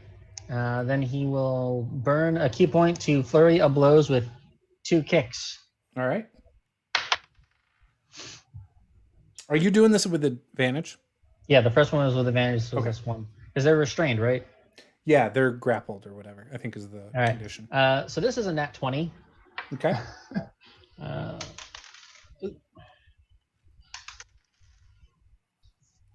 So 9 points of damage as I kick him in the head. Yeah, you totally decapitate him with it. Soccer ball. All right. Pow! And go to use my second kick on the other one that's entangled. Okay. That's a 7. That'll miss. Okay. Or was that 7 for damage? 7 at advantage. I got a 2 and a 3. Yeah, nope. Sorry. Okay. So that one, actually, it's almost like the tree branch moved as you went to swing for it. And so you missed. And next up is Crank. I will send out Athena to take the help action on the one that Raz is attacking. Okay. And then I will launch a 5-foot by 5-foot cube of water fire. Okay. Yeah. And the water or the fire's at the guy entangled. So you don't need the help action if you were trying to get advantage. No, I'm just going to give whoever attacks him next advantage. Okay. Go for it. And then I'm going to actively try and take down the fire. Okay. Well, the one I was attacking was already restrained, so Yeah, attacks my against point that is one the already. entangled ones you're Oh, okay. In that case, distract one of the ones that isn't entangled, I guess. Okay. And then that's it. All right. Go ahead and do your fire thing. Do you want me to roll anything for it? What is it? Is it a I'm just sending water at the fire. water at the fire? Yeah, Yeah. just roll it to hit. Just a regular dex save. Oh, sure. Or dex check. Sure. Yeah. 15? Yeah. Yep. So you're able to hit it. You notice a lot of the fire goes out, but it's still going because that fire has been sitting at that door for like 20 minutes. Sounds good, and that is it. All right. Cool. Next up Did I skip anybody? I haven't taken a turn yet. Yeah, I think I'm up. I totally went in the wrong order. It's okay. Oh, no, I didn't. No, I didn't. I'm looking at the wrong numbers. Oh. My bad. Hang on. You're okay. So next up is Pike. All right. So how close am I to? So there's one cobalt that did not get entangled. Correct. So there's one kobold entangled still, one kobold not entangled, and then there's a drake that's on the ground that's a little closer. Okay. And you're 45 feet away from them. So I will move up 30 feet. Okay. And raise my arms and point to the keep. Keep! Oh, yeah. You guys are dressed up.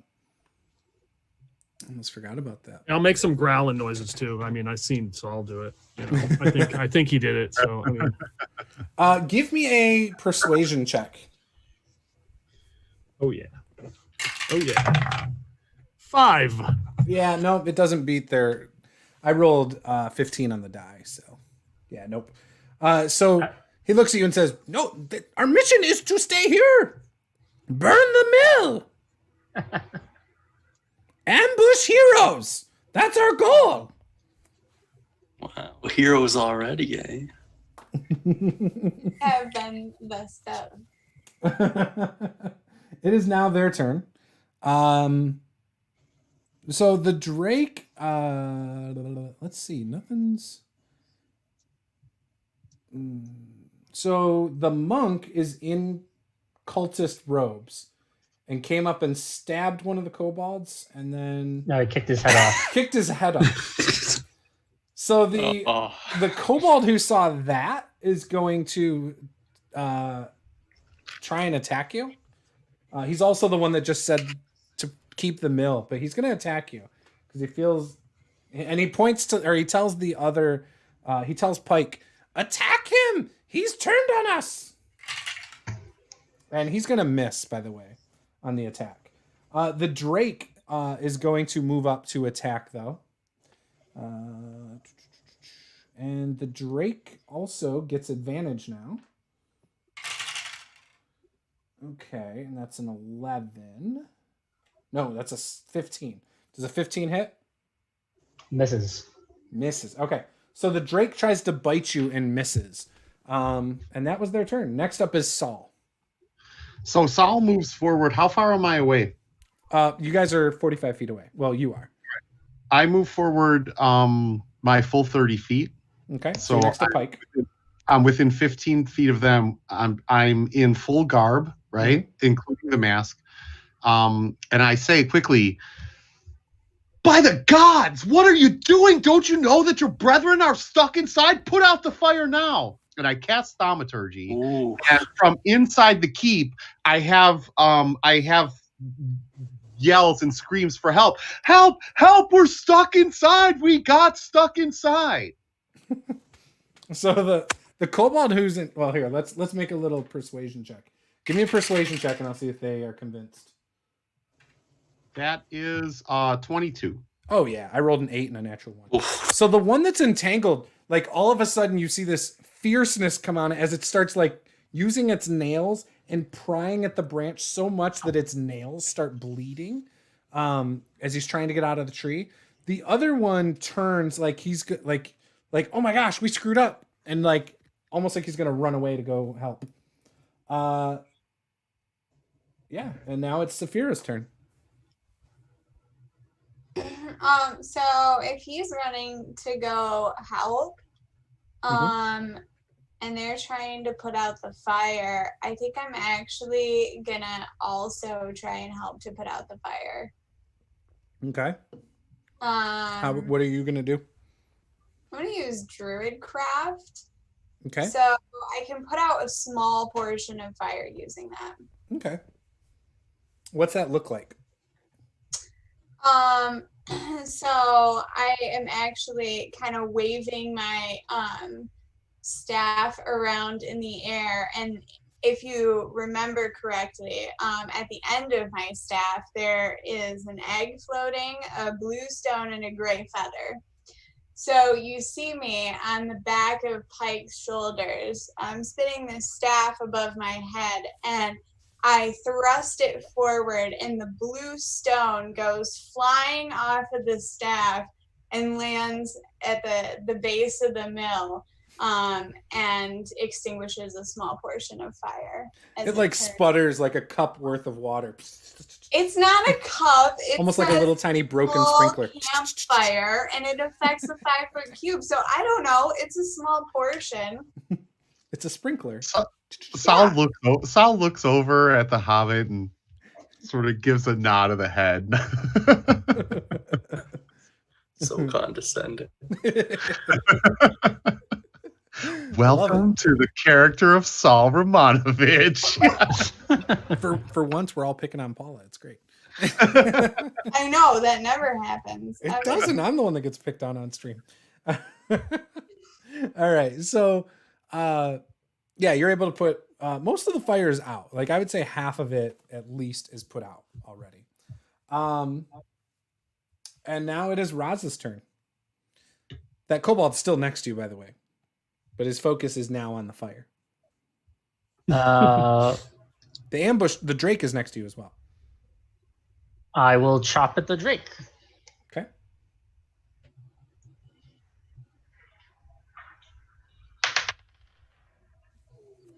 That is 21 to hit. That's going to hit. For 8 damage. Nice. And burn another key point for Flurry of Blows, and 2 kicks to the side of it. Okay. Let's see. That is an 11. That misses. And a 16. That will hit.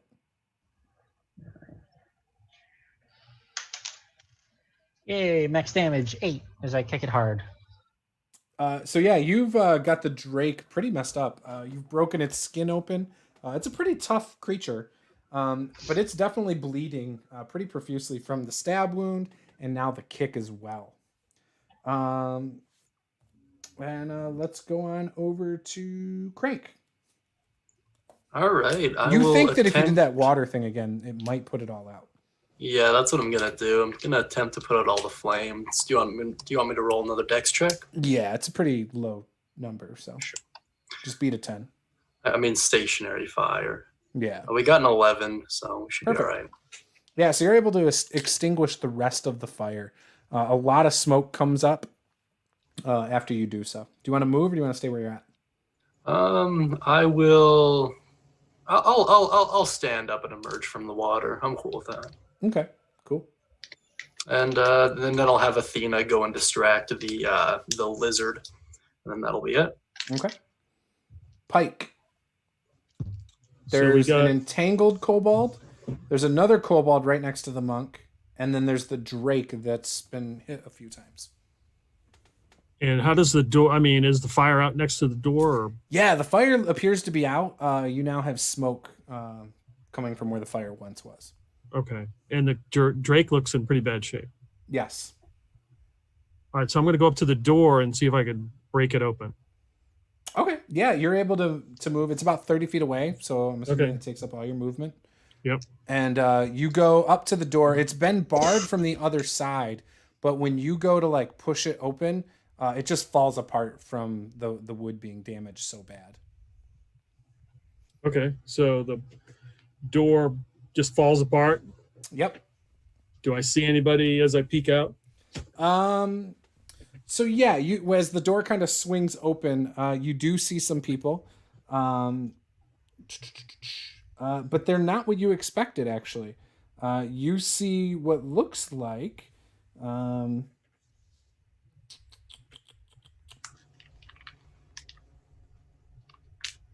You see what looks like 2 civilians who are being held at knife point, and you see.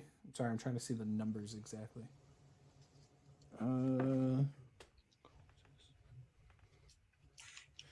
There are approximately 5 cultists and 5 sellswords standing there. behind them. Okay. And actually, of them, the cultists and there's only 2 of them on the ground. Looking up, 8 of them are in the loft.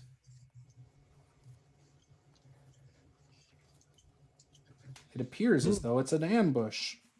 So there's 10 cultists inside. Yeah. Just for okay. No, not 10. 5 of each. 5 cultists, 5 sellswords. But we're also dressed up as cultists, right? Yep. The mill was on fire, right? Or was it another building? It was on fire. It was just the door at this point. So they were just like hanging out here inside with the mill on fire. Mhm. Set fire. Yeah, waiting for it to burn down. Okay. Waiting for us to bust into the mill. Yep. Okay, cool. Just clarifying. Okay. They pull the sneaky one on us. I'll tell you about it off stream. All right, sounds good. They set a trap and we fell right for it. I'll reveal the curtain. Is behind the it curtain. obvious that I guess you said there's cultists, so it's obvious there's cultists and sellsword. Yep, there's 5 of each. It says specifically 1 cultist, 1 guard per character. Okay. And does not say anything about civilians. But I'm throwing 2 in there with 2 sellswords behind them. It's a good move. All right, cool. All right. So it says it's a barn. The mill is a simple rectangular barn, about 40 feet long and 20 feet wide. So looking into it, you're looking at the length 40 feet. The face of it's 20 feet. Looks like it has an attached exterior office. And all the openings are closed.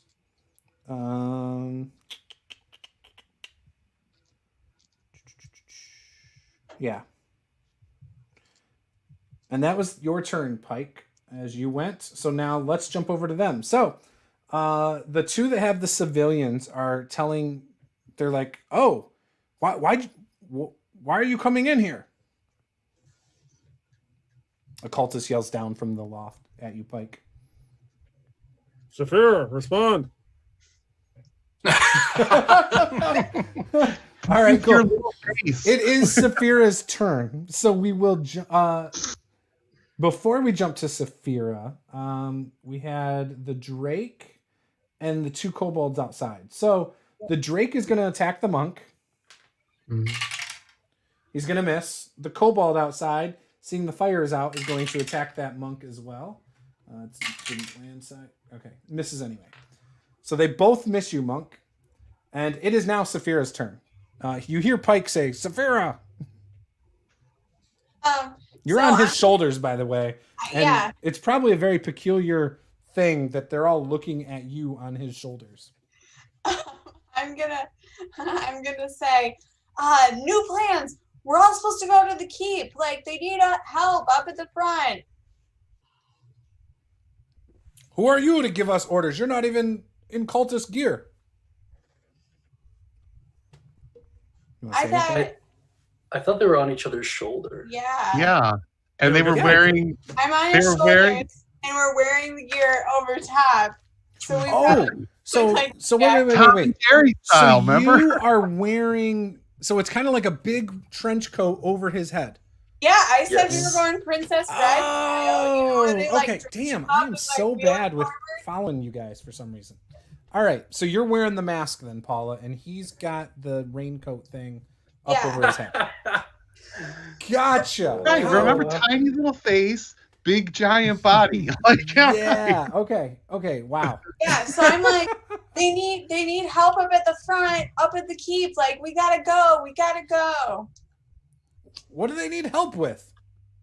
They gotta hold the line. Like, they're getting reamed out there. What are you talking about? We're not supposed to take the keep. They changed the plans, dude. I'm telling you. Are you coming or not? Kyan Wrath wouldn't change the plans. Give me a persuasion check, Paula. This is amazing. 14. Okay, so he's like, all right, Let the civilians go. Let's go. And he tells the mercenaries to just go, and they all start coming down from the loft and start walking out. Freaking amazing. So they step out of the mill and they start walking by you, Pike. What would you like? Do you any of you want to take attack of opportunities as they walk by you, Pike or Safira? Mm-mm. Nope. No? How about you, Roz? Did they bring the civilians with them? Or... No, they let the civilians go. The civilians ran. Okay. Yeah, I'm gonna reaction, turn around and cleave into one as hard as possible. Are you going for a mercenary or the first mercenary or the first? The last cultist to walk out. The last cultist. Okay, so you do still have the kobold and the drake next to you, by the way, just so you know. But yes, you can do the attack. Go for it. All right. That is a 16 to hit. Hits.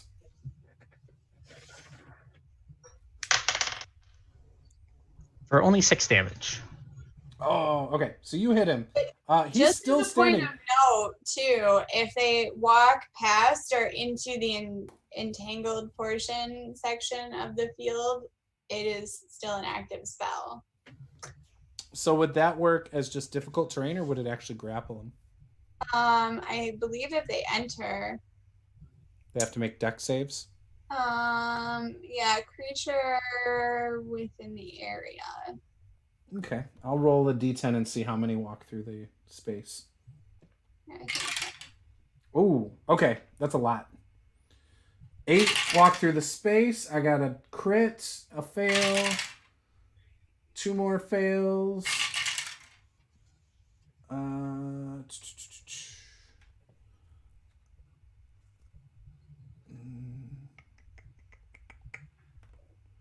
Looks like okay, 12 and an 18. So 2 have made it, because 12 isn't going to do it, right? Correct. Okay, so 2 have made it, and 3 have made it. So 3 made the save, 3 did not. So the one that got hit, is that one that made it or not? I'm asking you, Paula. Let's go with he did not make it. Okay. Should I re-roll to see if I crit? Sure, go for it. Nope, just a little higher. So. Okay. Okay, so 2 cultists are safe. All the mercenaries are grappled. 3 of the cultists are grappled. All right. Did the civilians run out? Yeah, they went the other back? way. Yeah, they ran straight to the water, tried to cross the water. Did they run past me? Yes, because you guys were inside the doorway. Okay, well, I have to do this. So as the first one goes by, the second one I reach out and I grab him. And I say, you can thank the governor. It's an election year. I let him go. I like it. All right. Whose turn was that? That was their turn? That was, yeah. All right, so Saul. Okay. So, point of clarification, right? Like out of game. The dwarf told us to take the mill and hold it. He was sending reinforcements, correct? Yes. They also told you to get a prisoner if you could. Okay. So, We forgot so Saul steps forward to the entire group, like the group that are grappled right now, and says, "Idiots! Who are you reporting to? Keenereth will have your ass in a sling if you don't stop now. Don't you understand that all of the rations, all of the foodstuffs, everything that we need to hold this town for the next 2 weeks is in this mill, and you're burning it to the ground? Morons! Who do you report to?" So the kobold says, 2 weeks? We're only supposed to hold it for the night. We're just raiding it for the treasure. Paid to think. The cultist. Goodness. So give me a persuasion with or performance. Give me performance at disadvantage. At disadvantage. Okay. So that's a 12. And that's a 15. So 12. So as you are saying this, the one cultist who did not get grappled, who just saw his friend get kicked in the face or stabbed or whatever, is like, wait, what? You guys are traitors. And he tells them to attack immediately. Okay. That was Saul's turn. Safira, sorry, it's your turn officially. Okay. I'm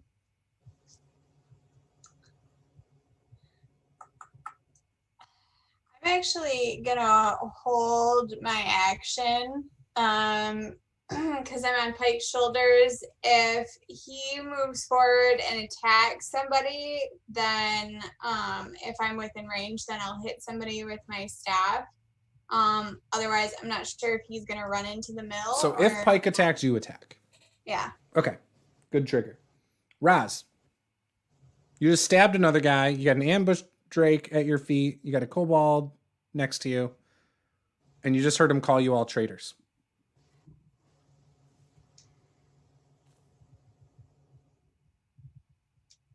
I can't hear anything if you were talking. Can you hear me? Yes. All right. So the Drake is still near me, and I still get that one kobold that's not tied up. Yep. I'm gonna swing back around and try and chop that Drake apart. Okay. You do so with advantage because of Athena, by the way. Alrighty.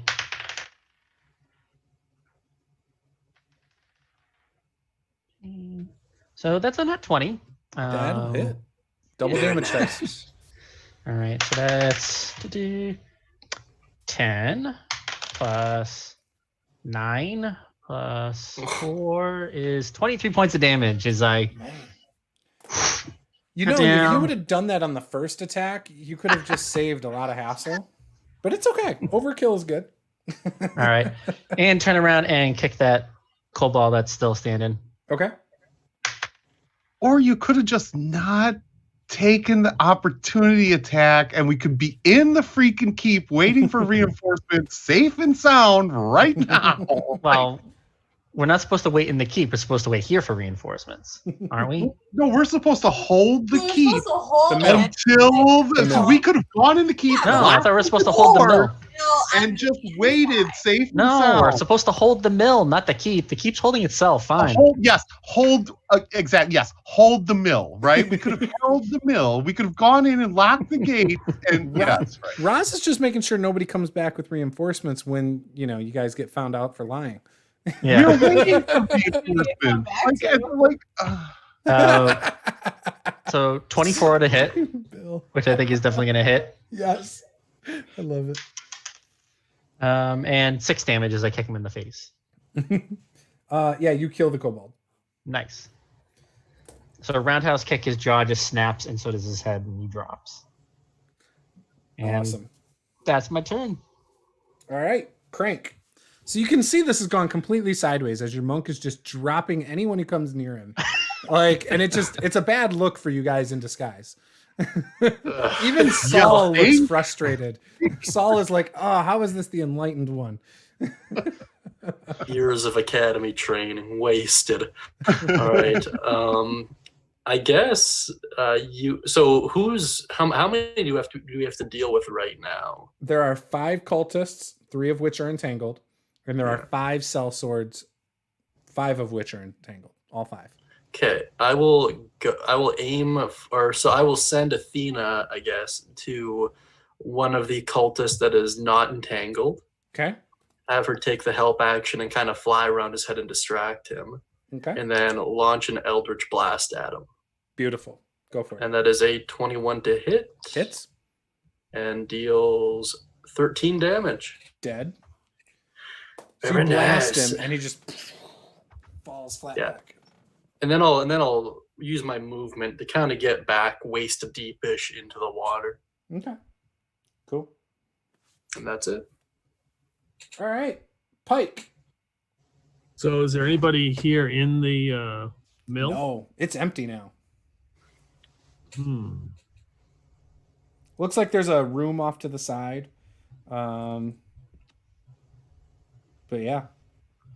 But when remember, we do have to keep one of them alive, right? Just want to, before we get too trigger happy here. We should keep one of the cultists alive. I'm pretty sure the mercenaries are just here for the money. Yeah, I would agree. And are all the kobolds dead? Yes. Oh no, there's one still entangled actually. They get to make that save every round, don't they, Paula? Yes. Okay, I haven't been doing that. Just once. Thanks for They're reminding me. forever entangled. Yeah, I only have it for a couple more rounds too. So I'm going to walk over to the kobold who's entangled. Yep. And attack him. Okay. And Paula's going to attack him too. Do I have advantage because he's entangled? Yep. Nice advantage is good. So he'll take 7 damage on a 24 to hit. So. Yep. Now is that lethal? You killing him? Oh yeah. Okay. Dead. And I look at the other, the non-kobold, like the sellswords and the cultists, and I say, "Traitor." Safira, you're within range if you want to attack one of the cultists or mercenaries that are entangled. Oh yeah. So I totally tried and it did not pan out well. Did you roll a 1? Did not okay. roll a 1 because I am extra lucky being a halfling. Oh, okay, good. Lucky you. All right, so that was Pike's turn. It is now their turn. So, because I screwed this up before, let's roll 16 saves, because I'm rolling with advantage to get out of the entangled. Nope. Yes, 1 makes it of 4. 2 make it of 6. 3 make it. And then, okay. So 6 have gotten out. So we'll say the 3 cultists get out. And the 3 of the 5 mercenaries. So there's still 2 mercenaries entangled. All right. And that is all of the entangled ones' turns, right? Because they have to use their action to get out of that. So that leaves 1 that's not entangled who is going to try to swing at you, Raz. And that's an 18. That'll hit. And he's a cultist, so he's got a scimitar. For 6 points of damage. Alrighty. And then he yells out across the field about 20 feet away and says to Pike, "Traitors!" And it's Saul's turn. How far am I from the gate? To the mill? Yeah. The door. You haven't moved from the water, have you? Yes, I moved forward to the group to call them idiots. Yeah, oh, okay. Right. So you're about 50, so you're about 30 feet from the door. 30 feet from the door. Yeah, because you had moved 30 feet before, and it was 60 Is feet it from open? the water. It is open. Okay. So I am I am going to bring my hands together again and create this undulating sort of warbling mass of chaotic energy, and yes. I unleash it at the bastard that keeps calling us traitors. All right. And is he entangled? He is not entangled. He is not entangled. Okay, so that is 21 to hit, 16 plus 5. Yep. And that is going to be 6 plus It's going to be 10 points of damage. And I'm then going to take my movement, my full 30 feet of movement, and I am going to run to the mill and close the door. When you go to close the door, because it's all busted, it like clanks, and you can see a piece of the wood flakes off, and you can see out still. So what you're saying is I can't close the door. Oh no, it closes, like it pulls shut. It's just part of it, like when it comes together, it breaks a chunk off of the wood. Okay. It's just badly damaged. That's all I'm trying to get across. Got it. Okay. It's burned. Got it. All right, and it is now Safira's turn. Okay, so what's the total amount of everybody left? So there are 3 cultists, and there are 5 mercenaries, 2 of which are entangled. Okay, so one of the entangled guys. So I will actually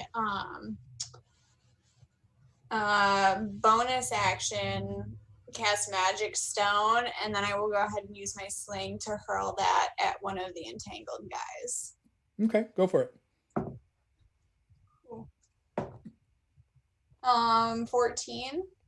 That I think that hits.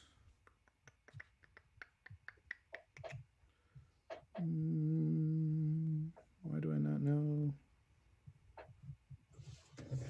No, it doesn't. 16 is their AC. Okay. Next is Raz.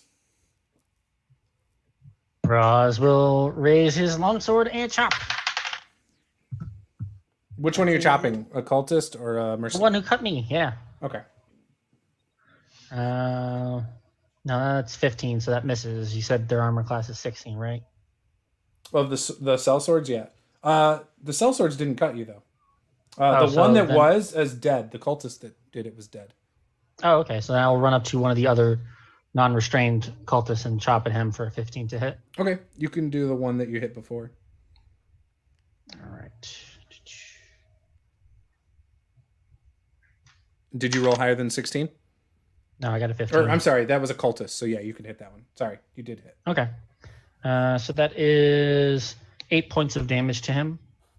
Yep, And dead. then bonus action. Oh, if he's dead, I'll move to another one and kick. Okay. The next closest is a mercenary. All right. So that's a 9 to hit, so that's going to miss. Okay. Perfect. And Crank. All right. I will aim at one of the mercenaries that are entangled. Okay. Actually, how do you feel about non-lethal magic? Is that a thing? No, not unless it Okay. actually puts him to sleep. Okay, sounds good. In that case, yeah, I'll aim for one of the mercenaries that are entangled and let an Eldritch Blast go. Okay. And that is a 21 to hit. Hits. And deals 13 damage again. Not bad. Yep. So you kill the mercenary that your monk was just trying to take out. Okay, sounds good. And then is everyone still entangled right now? There's only one mercenary entangled, and nobody else is entangled. Okay, I will send out Athena to one of the cultists then and have her distract him. Okay. And that's it. Perfect. Excellent. And then Pike. So you see Athena fly right by you and go over to one of the cultists. There's 2 cultists and 4 sellswords. Okay, I'm gonna go to a cultist and attack him. Okay. So preferably the one Athena's next to, then I get advantage, right? Yep. 18, that would be a hit. 4 damage. Yep. He's still standing. Okay. I look over to the sellswords. Governor pays better. Okay. The one like kind of shrugs his head and is like, all right. And then it is now their turn. So the one that was like, all right, moves forward to you and says, Governor's not as scary, and slashes at you with his longsword. And I think that's going to miss. So, why is it not doing that? Oh, okay. 14. Does that hit? Yeah, that's a hit. Yeah. Oh, okay. I didn't think that would hit.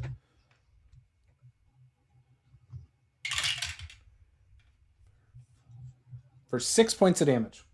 Ouch. All right. So when he does that, another one moves up to also attack at you. He's going to miss. He got a 12. Or I'm sorry, 11. Next one moves up on Raz. That is a 18. Does that hit Raz? Or no? 18 does hit, yeah. Okay. And that's a total of 8 points of damage. Relentless Endurance, I am back up to 1. Oh. The other one is coming up to attack you as well. That is a 19 to hit, and he rolled 9 points of damage. All right, so I am down and unconscious. All right, Raz is down. Okay, next is the cultist. So the one that you hit before is actually going to disengage. Well, not disengage, but he's not going to try and attack you now. Or I'm sorry, no, he was with Pike, and he was getting the help because of the cat. So he's going to attack Pike, and that's probably going to miss, I would assume. It's a 10 on the die. I think that's a 13. Where'd they go? Oh, there it is. Yeah, that's a 13. Does a 13 hit? 13. Pike? Pike 13. No, it doesn't. Oh, okay. And then the last cultist attacks Pike and rolls a 17 on the die. That's a hit, yeah. And for 2 points of damage. Okay. All right, so that was all of their turn. Man, there's a lot of them. Saul, you just saw your monk friend get dropped with a scimitar, or not a scimitar, a longsword attack. How many people are still left standing? 2 cultists, 4 mercenaries, and 4 of the 5 party members, plus a cat.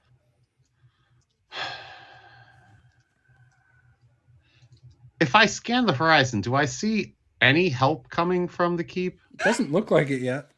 Like the dwarf promised? You can't tell from where you're at in the town. You're pretty far away. Like you're over here, there's trees all between you and the keep. So you can't, and the different elevations of the ground, like you just can't tell from where you're at.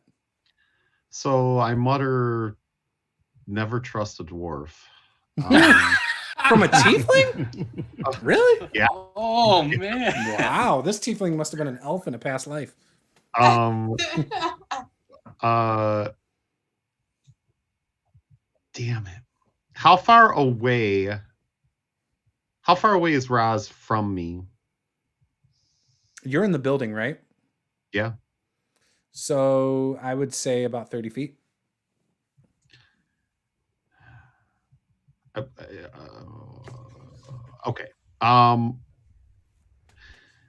Okay. So blast him. I throw open the door. I have 1 left. Actually, you didn't make me roll last time, so thank you. Good for you. That's on you, man. Well, no, you're the DM. You call. Like so. I said anytime you roll your highest spell slot. I am going to. And there are 2 people standing over Raz at this point? Yeah. Okay. 2 sellswords. I am going to throw my hand out. This beam of like crackling blue energy flies out of my fingertips towards the sellsword that is closest to Raz. Okay. And that is a 19 to hit. Hits. And that is going to be 10 points of damage. Witch bolt. Let me tell you. Hold on. I'll tell you what kind of damage it is. It's lightning damage. So 10 points of lightning damage to that sellsword. Yeah, you kill him quick. Like you see his body tense up with the electricity, and then he just drops. I then take my 30 feet of movement and like put myself in front between Raz and the second sellsword, so that I guess what I'm saying is so that that sellsword can't take another attack on his sort of dead prone body. I'm basically putting myself between he and Raz. So roll for the wild magic twice. 20. It's very stressful. To bring it up. First one is a 6. We're clear. We're Second one is a 2. Oh, so close. Super close, but yeah, right. Damn, I want that fireball. Okay. I know, I wanted to. I actually want to turn it into a potted plant, but like, yeah, right. So all right, so you're able to kind of like put yourself in between. No problem. All right, Safira. Okay. How far away am I from Raz? I don't even know anymore. Well, no, I don't know where everybody is right now. I have no idea. I your was head, close like, to yeah, right. How close do you want to be? Here's what I want to do. Okay. So as a bonus action, I am going to Spirit Totem Bear. So everybody within 30 feet is going to take 8 temporary hit points. And everybody gets advantage on strength checks and strength saving throws as long as they're in this area. Crank, are you still near the water? Yes. So you're probably the only one that won't get that then. That is a-okay. Okay. So Does that apply to unconscious people, or does it? Maybe when you wake up. I don't know how many strength checks you're making as you're down for the next couple hours. Well, temp HP won't get you back up. You need like actual hit points. Yeah. And then I would like to try and stabilize our friend over here who's unconscious. Is your bear totem thing a bonus action? It sure is. All right. So do you have the spell for stabilize, or are you trying to use a medicine check? I was trying to use a med check. Okay. Medicine check, beat a 10. Should be okay. I mean, now I'm probably screwed that I said that. Okay, no, 13. All right. Yeah, you're able to stabilize him. Roll a 1d4, Roz, and that's how long you're passed out. Alrighty. How many hours? Only 1 hour. Oh, that's not bad. All right, so Roz is asleep for 1 hour. Nap time. Assuming he doesn't get attacked. Oh, could you imagine? Assuming things go the way you expect. I put myself in front of him. He's not going to get attacked, Juice. Don't be that guy. I don't imagine any of the 5 would find a way to attack him. Or, a sorcerer just fireballing the group. Like, that wouldn't happen. Oh, geez. Dragon shows up. It would be Roz's turn, but he's asleep. We will jump to Crank. I will aim at one of this, I guess no one's entangled right now, correct? Correct. Nobody else is entangled. Okay. So I'll send forth good old Athena, perform the help action on one of the cell swords. Oh, okay. So she's moving from the cultist? She's currently on one of the cultists still. Yeah. Yeah, I'll switch her to one of the cell swords just because we need one of the cultists alive. So to move, is she using a disengage then? Because she won't be able to do the help action to somebody else. Oh, good point. I guess I'll keep her there then. Yeah. And she's on the only cultist left, if I'm not mistaken. There are still 2. There are still 2? And 4 mercs. Okay. In that case, I'll blast one of the cultists, so there's only one remaining, assuming I hit. Okay. And I got The same one that you did last time with the help action? Yeah, exactly. Okay. The one Athena's on. That's a 22 to hit. Yep. And deals 10 damage. He's dead. Okay. So now So we she's got free one to move cultist. if you want to move her and have her do something with the merc. I'll just bring her back to me because she still used her action technically, because it's it's a held action. Right. So I'll bring her back to me. Okay, cool. All right. It is now Pike. All right, how many of these dudes I got on me now? You've got 2 mercenaries on you. Okay. 2 mercs. All right, I'm gonna rage. Oh, that's the first, isn't it? No. Yeah, I think. No, I raged. I raged against the Drake and I killed it. Gotcha. So the Athena is not there, right? Correct. No advantage. So hell with it. Reckless attack. Reckless gives you advantage. Gives them advantage too. Yep. It's all good. Like, I'm gonna go all in. Natural 20. What? No, nice. Got him. Cheater. Okay, here's my picture. I'll be sending it. I'll put it. Oh no, I don't care. Oh no, he insists. So I Anything would assume I can do better. I would assume he's dead. Oh, probably. Would you roll for damage? Would be 10 plus whatever the critical is. Yeah, it's just double damage dice. But yeah, you're good. Okay. Killed him at 10. Okay, so I will use Frenzy. So as a bonus action, I can attack again. Oh. And I still get Do you get advantage still on that attack because you recklessed? I would assume yes. On melee weapon rolls, I would assume, yeah. That seems like it makes sense. Makes sense. 21, that's another 10 damage. Oh my gosh. All right, so you killed 2 of the 3 mercenaries. There's 1 mercenary left. There's 1 cultist left. And that's all of your moves and actions and stuff? Yeah. So it is now their turn, and the cultist is going to disengage and run. And upon doing so, the mercenary says, "Oh, screw that." And he disengages and starts moving away too. Cowards! Pretty much. All right, I have a spear. Are they still within range? Yeah, do we want to go out of turn order? That's fine. I don't want to.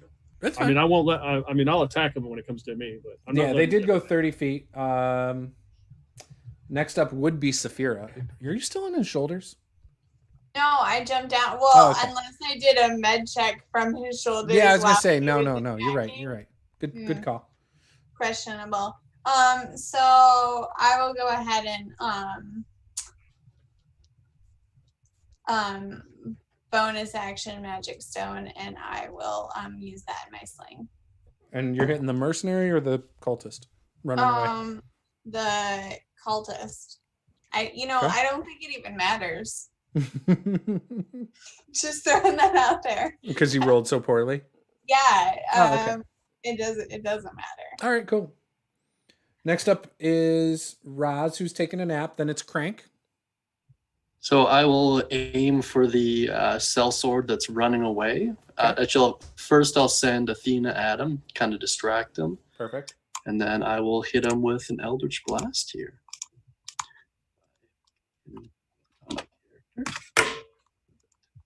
That is an 11 to hit. Misses. Ooh, never mind. That is a turn. And Pike, spear him. Or you could run up and hit him. I feel like Saul got skipped. Yeah. Oh, Saul is last. Yeah, sorry. Saul is 5. He's 2 behind them. So go ahead, Saul, before Pike. Okay. So, how many are left at this point? Does it matter? No, I'm just kidding. Yeah. 1 cultist and 1 mercenary. I guess what I'm saying is it kind of does, because we have to try to keep people off Roz, right? Because if he takes an attack at this point, it's an automatic fail. Yeah, you just got to fireball him. Well, it's a Roz, crit fail. I don't have fireball. Okay, No, that's but, only if but your No, wild no, the magic. wild magic table has one. horribly. Yeah. I have That's all one. I'm hoping for. I have one spell slot left, and I'm Spell, determining whether it's worth it to use it or not. So Probably not. This is the. I mean, I'm just being The two real. of them are running away at this point. Yeah, so it's just- like 10:30 at night, and you guys got to somehow make it through all the stuff going on. all right. So what I'm going to do? I'm like, if those two are running away, I'm going to grab Roz by his shirt collar and start dragging him back to the mill. Good idea. I like that. Oh, what a crazy visual. Yeah, you got this guy who Fancy doesn't like to get Tiefling dirty has or do the work. really tough orc in his like. All right, Pike, who are you spearing him or are you running up and hitting? No, I realize I can run and catch them, right? Yeah, you're Yeah. only 30 feet away. Okay. I will let's see. I'm gonna go for. I guess it really wouldn't matter. Whoever shows up first, whoever I can get to, I'm in a rage. It doesn't matter. All right, 18, let's go for the cultist. 18, and they take 5 damage. Is that lethal damage or none? Oh yeah. On the cultist? Yep. I don't think our barbarian knows that we need to take him alive. You did I don't 5 think points of he damage, cares. so he's still standing. Okay, and I guess I can still use frenzy. Yeah, why not? You're raging. Okay. That's right. And that will be a 19 to hit with 8 damage. All right, and that was lethal. Oh yeah. Dead. First of all, I love Pike. I'm the cultist? Yeah, everyone else is like, oh man. It's their turn. So the mercenary who was still close, you can take an attack of opportunity, Pike. Oh, is it advantage? No, there's no advantage. Okay. Yeah, 9. Misses. Okay. What kind of barbarian are you? Just the regular one, berserker? Berserker, yeah. Okay. Next up is them. So he's gonna run. He moves 30 feet away from you now. Okay. Good luck with that. Actually 60 feet because he gave you the attack of opportunity. And then it is Saul's turn again. You're just gonna continue dragging to the mill? Yeah, I'm going to drag him to the mill. I mean, like, I hope. So I have like pitons and a hammer, and I'm hoping we can actually get into the mill and maybe take a freaking rest, right? Mhm. Like, I might be able to help you with that, but we can do that Okay. later. So yeah, I keep dragging him into the mill. Yeah. Oh, so frenzy is just a bonus attack action. Gotcha. Mhm. Gotcha. Okay, cool. Yeah, you take on that annoying exhaustion after the rage, if memory serves. Yeah, I think that's Yeah. what I just read. Yeah. No problem. Okay, cool. Yeah, so the one moves 60 feet. Are you going to still try and chase him every 60 feet per turn? Yeah, technically, I guess I could use my movement to run 60 and use with bonus action and attack it. Yep. Okay. Yeah. Does anybody? So you guys, the rest of you, just going to go into the mill? Or are you going to continue to help him, or what do you want to do? I can try and ping him. I mean, Eldritch Blast is pretty great range for a reason. Yeah, you could do that. Okay. So I'll actually, Athena wouldn't have the movement. Well, no, she wouldn't be able to move that far and still take an action. And he's almost So to the tree line. Gotcha. So I'll just hit him with a straight up Eldritch Blast. 19 to hit That'll hit. and deals 5 damage. All right, so he's still standing. Okay. All right. That's really all I can do. Anybody else want to take a shot before their turn? Pike, you can do your thing. Okay, so it would be bonus action and it's advantage. Assume 17, he takes 9 damage. Nice. He dead, unless it was non-lethal. Oh, it was killing. All right, I just want to give you the option. All right, he's dead. That is all of them. So they're all dead. So you guys killed them all. What do you want to do? You want to head into the mill and bar it up, or? Yeah, that's probably good. I'll get to work on casting magic rope as well. Or Okay. pretty sure that's what it's called. A rope trick. Sorry, I'll get to work on casting rope trick. Okay. All right. So you guys bar it up, and after about 10 minutes, Saul, who's been kind of looking through the gap in the door that he saw from before, he sees a dozen bloody but fairly healthy-looking defenders arrive, who are clearly from the keep. About damn time. 10 minutes later, they shout out, "Are you guys okay in there?" We are still in cultist robes, if I'm not mistaken. Is that correct? You guys are in the building, are you? You had 10 minutes. What are you doing? I'll take off the mask, I guess. Okay. Is Pike still in the robes? No, mine would have ripped off after I went into a rage. He hulked out of them. Hulkamania style. Nice. His clothes. Raz is still passed out because he's asleep for an hour. What about Saul? Is he still in the robes? Yeah, he totally disrobed because that shit clashes with the red in his sleeves. Nice. The first second that he had to take So the that off. only one is Raz because he's unconscious. That's okay. I mean, I feel like we could have taken the mask off, most Sure. likely. He's probably still in the robes, but we probably did take the mask off if we were. Yeah, like to make him comfortable. Yeah, right. I mean, and like, you know. So you hear the town's guards outside saying, "Are you okay in there? Did you survive? Show yourselves." Saul yells out, "Yeah, no thanks to you. Where you guys been?" You open the door and do that? No, I just yell out from over the ramparts. Through the gap in the door. Yeah, right. "We're here to relieve the defenders of the mill." So we'll open up the door, but we don't necessarily want to be relieved. How about this? You take watch duty, and I'm going to lay down for 4 to 6 hours, and we'll go from there. How about that? How does that sound? If you want to sleep, I don't mind, but the governor could use your help. Fine. I look over at Chance and I roll my eyes, and I'm like, just let him in. Like, I'll turn to you. We need to wait the hour for him to wake up, anyways. And that's my point. I can give us a short rest by just using rope trick, right? So if you, well, but we have to let these guys in. We can't leave them just standing. Sure. Okay. Oh, Yeah. Yeah.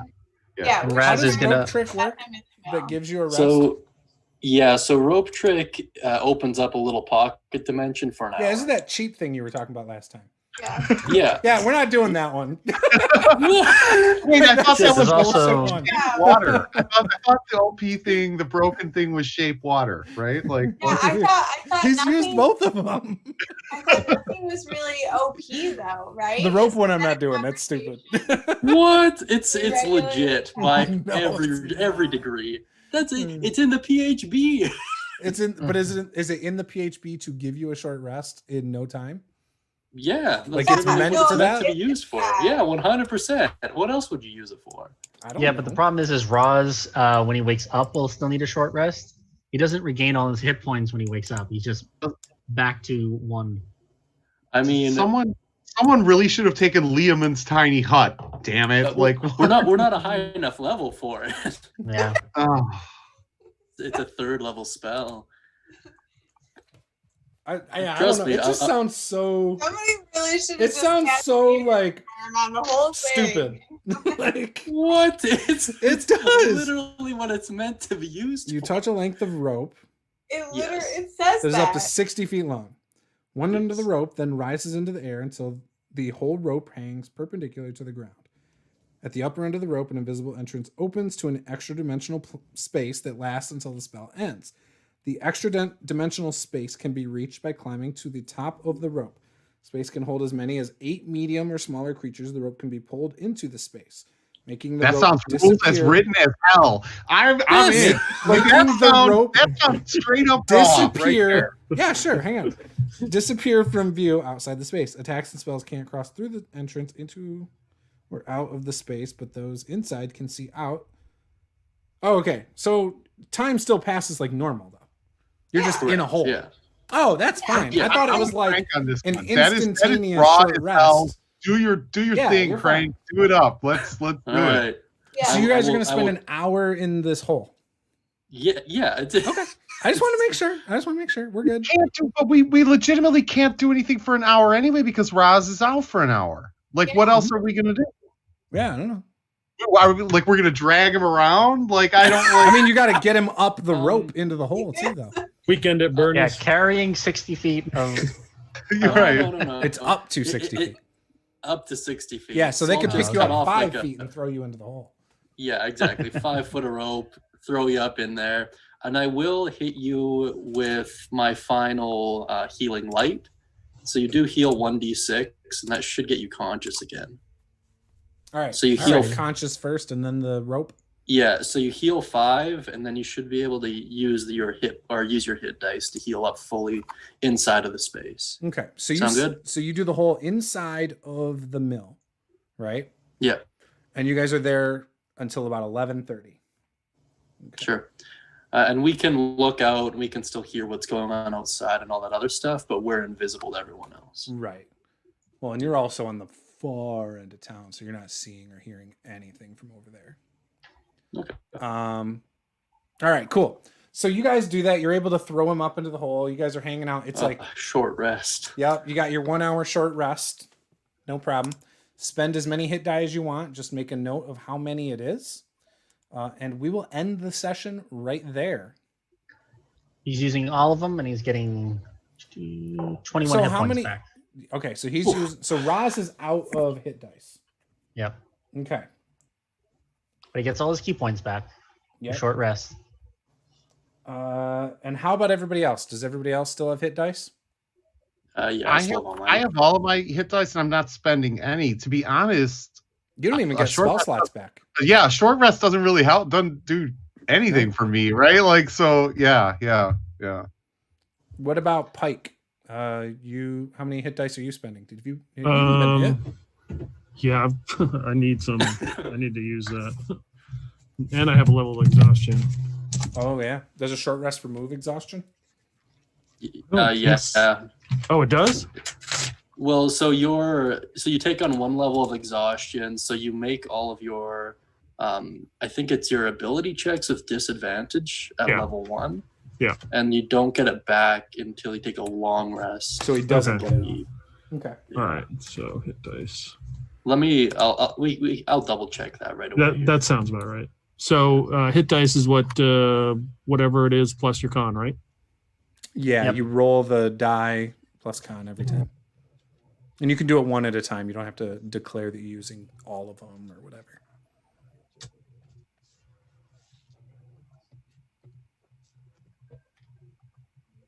Oh, nice. Roswell asked, "Did anyone remember to bring in the bodies from outside?" Nope. It is a long rest. I remembered to drag your body in from outside. You're welcome, Rod. Yeah. Thanks, Chance. Well, I'm saying we don't want to leave evidence of the fact that we slaughtered a whole group of them Kobolds, outside of this drakes, building. cultists. Got away, Roz. Like, 2 got away. The jig's already up. They already know. So yeah, And if I- you and I want to feel run like- out there and drag them in, go for it. I don't think Yeah. any got away. No, we got them all. I thought None of 2 them- ran away. They ran away, but Yeah, we Pike shot them hunted in the them. back. Oh right, yeah. Pike Pike was frenzied. raging. He was like, I'm not Right, wasting my rage. Nope. Right. Yeah. So how many hit dice does Pike have left? I used 1, so I guess I have 2 left. 2 left? Okay.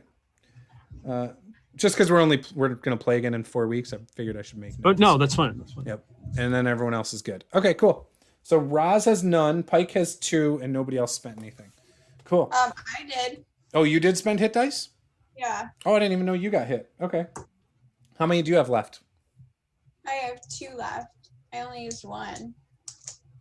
Gotcha. I get Perfect. hit way back when I tried to turn into a wolf so I could do something. Oh, that's right. We Remember almost that, killed you like- too. Yeah, but it Dang. didn't like actually work out. that I could do it. Wow. So we have literally done only one thing. And you guys are blowing through it all. Yes. All right. Well, we're all still alive, and Yeah, I you're mean, alive. in relatively good health. Yeah, and you still have some resources. I don't know, I'm pretty good. My healing light requires a long rest, but other than that, this is a short rest character. Gotcha. I have a couple 3 cantrips that are super useful. So not necessary. Well, 3. Hey man, I'm gonna tell you something right now. Thaumaturgy is one hell of a spell. All right, it's one hell of a cantrip. It's super useful. On about that. And like I love you, firebolt, Bill. firebolt and poison spray it's not that bad. Like I'm actually okay with my cantrips. So. Thaumaturgy, man. I love you. You've won me over, Bill. Thaumaturgy, right? Because thaumaturgy is the shit, right? You can use like it in so many ways. So many ways. It's only limited by creativity. It's great. Yeah, right. And all you got to do is convince the DM it's a good use. That's it. Exactly. And I'm Since already you partial loved to it. it. There's no convincing necessary. Awesome. So streams and stuff going on. So Tuesday we have Pathfinder Kingmaker over on Twitch. I've been playing that. That's a lot of fun. Love that game. And then it is glitchy. There are some things. I've had it crash on me like 2 or 3 times. But I've still enjoyed the game for the most part. It's still a lot of fun. I get excited about it. It feels like a tabletop RPG because of the turn-based nature of things. So if you guys want to see that, it'll be Tuesday night at about 8:30. Wednesday, we do mini painting, and Thursday, mini painting. We think we've figured out how to get the kids down at their normal time again, but we'll see. Tonight was a rough one. Benadryl. It's called Benadryl. A little bit of whiskey, right, on the pacifier. Yeah, right. No. But yeah, so hopefully we get to do that again this week. Hopefully I get to that stupid dragon. God. She's so over the dragon. That was only going to take her a couple nights. I didn't know. Remember? Yeah. Remember when she first started and she's like, oh yeah, I'll be done with this in 2 days. And like, I keep logging in and I feel like Bill Murray in Groundhog Day. It's like, you're still doing Caladrak? Like, 8 streams and like 4 times off stream. Okay, guys. Mistakes were made though. Like mistakes were made. So now I'm fixing my mistakes. So but she's not going all in. She's going very like careful with her. Like she hasn't gone drastic enough.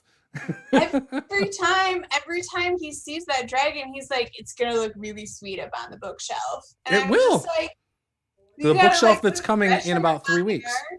You know, 3 weeks. that you're like, it's gonna be great when it's up there. It will in 3 weeks. Lots of people will look at this. You have probably not for at least a year, but 3 weeks. She's got 3 weeks to finish it. I've got this. That's upwards of what, 6 streams, and then who knows how many non-streams of painting. I'm all set. So, anyways, we have that going on, and then next Saturday, I can't remember what game we have next Saturday. What game? We need to play Rad Wasteland still. Last time we were talking about how we were going to play, and then we just made characters. I have a makeup session, not makeup session, but on the 30th. BlackRock on 29th. Yeah, it's the BlackRock game Saturday, and then Pathfinder 2nd edition on Sunday. Yeah. It's the continuation of the one shot. And we should be able to wrap it up that night. So yeah, it's next weekend's 2 games back to back. That'll be fun. So yeah, subscribe if you want to see that stuff. Apparently hit the notification bell. If you are doing that to too many people, though, you won't see us probably. But yeah, it'll be awesome. I'm excited about it. And hopefully we can get back to some normalcy and I can get some videos done. So anyone got anything they want to plug? Fragrances, Pathfinder, D&D? I have something that I would like to pimp if you don't mind. Go ahead, Bill. So after Labor Day, and I don't have the details yet, details will be coming shortly, but sometime after Labor Day, I will be running Lamentations of the Flame Princess for Bill Allen and group on his channel. So, watch either the Roll Stats channel for detail, details, or go to Bill Allen's channel. But details will be coming shortly for that game. So I will be running. I won't be playing, but it should be good. Some nice old school D&D. So There you go. Cool. Anybody else? Drake, you got games going on all the time. You just shared one yesterday. What happened in that game? I was excited about it, and I can't remember now. One of my players summoned a giant Tootsie Roll with a chainsaw to fight a That's beholder. what it was. Huh. Awesome. Yes, he did. See? So go down in the description, find BN Drake's channel, and go watch that. Who doesn't want to see a Tootsie Roll chainsaw massacre? that I'm just gonna. So I will also pimp. I'll pimp Drake's channel. I had never even heard of Stars Without Number, but I went to his channel and watched some of that, and it's pretty amazing. So yeah. There you go. I dig Drake's DM style. So yeah. Nice. Awesome. So yeah, links down below. We'll see you guys next time. Game on.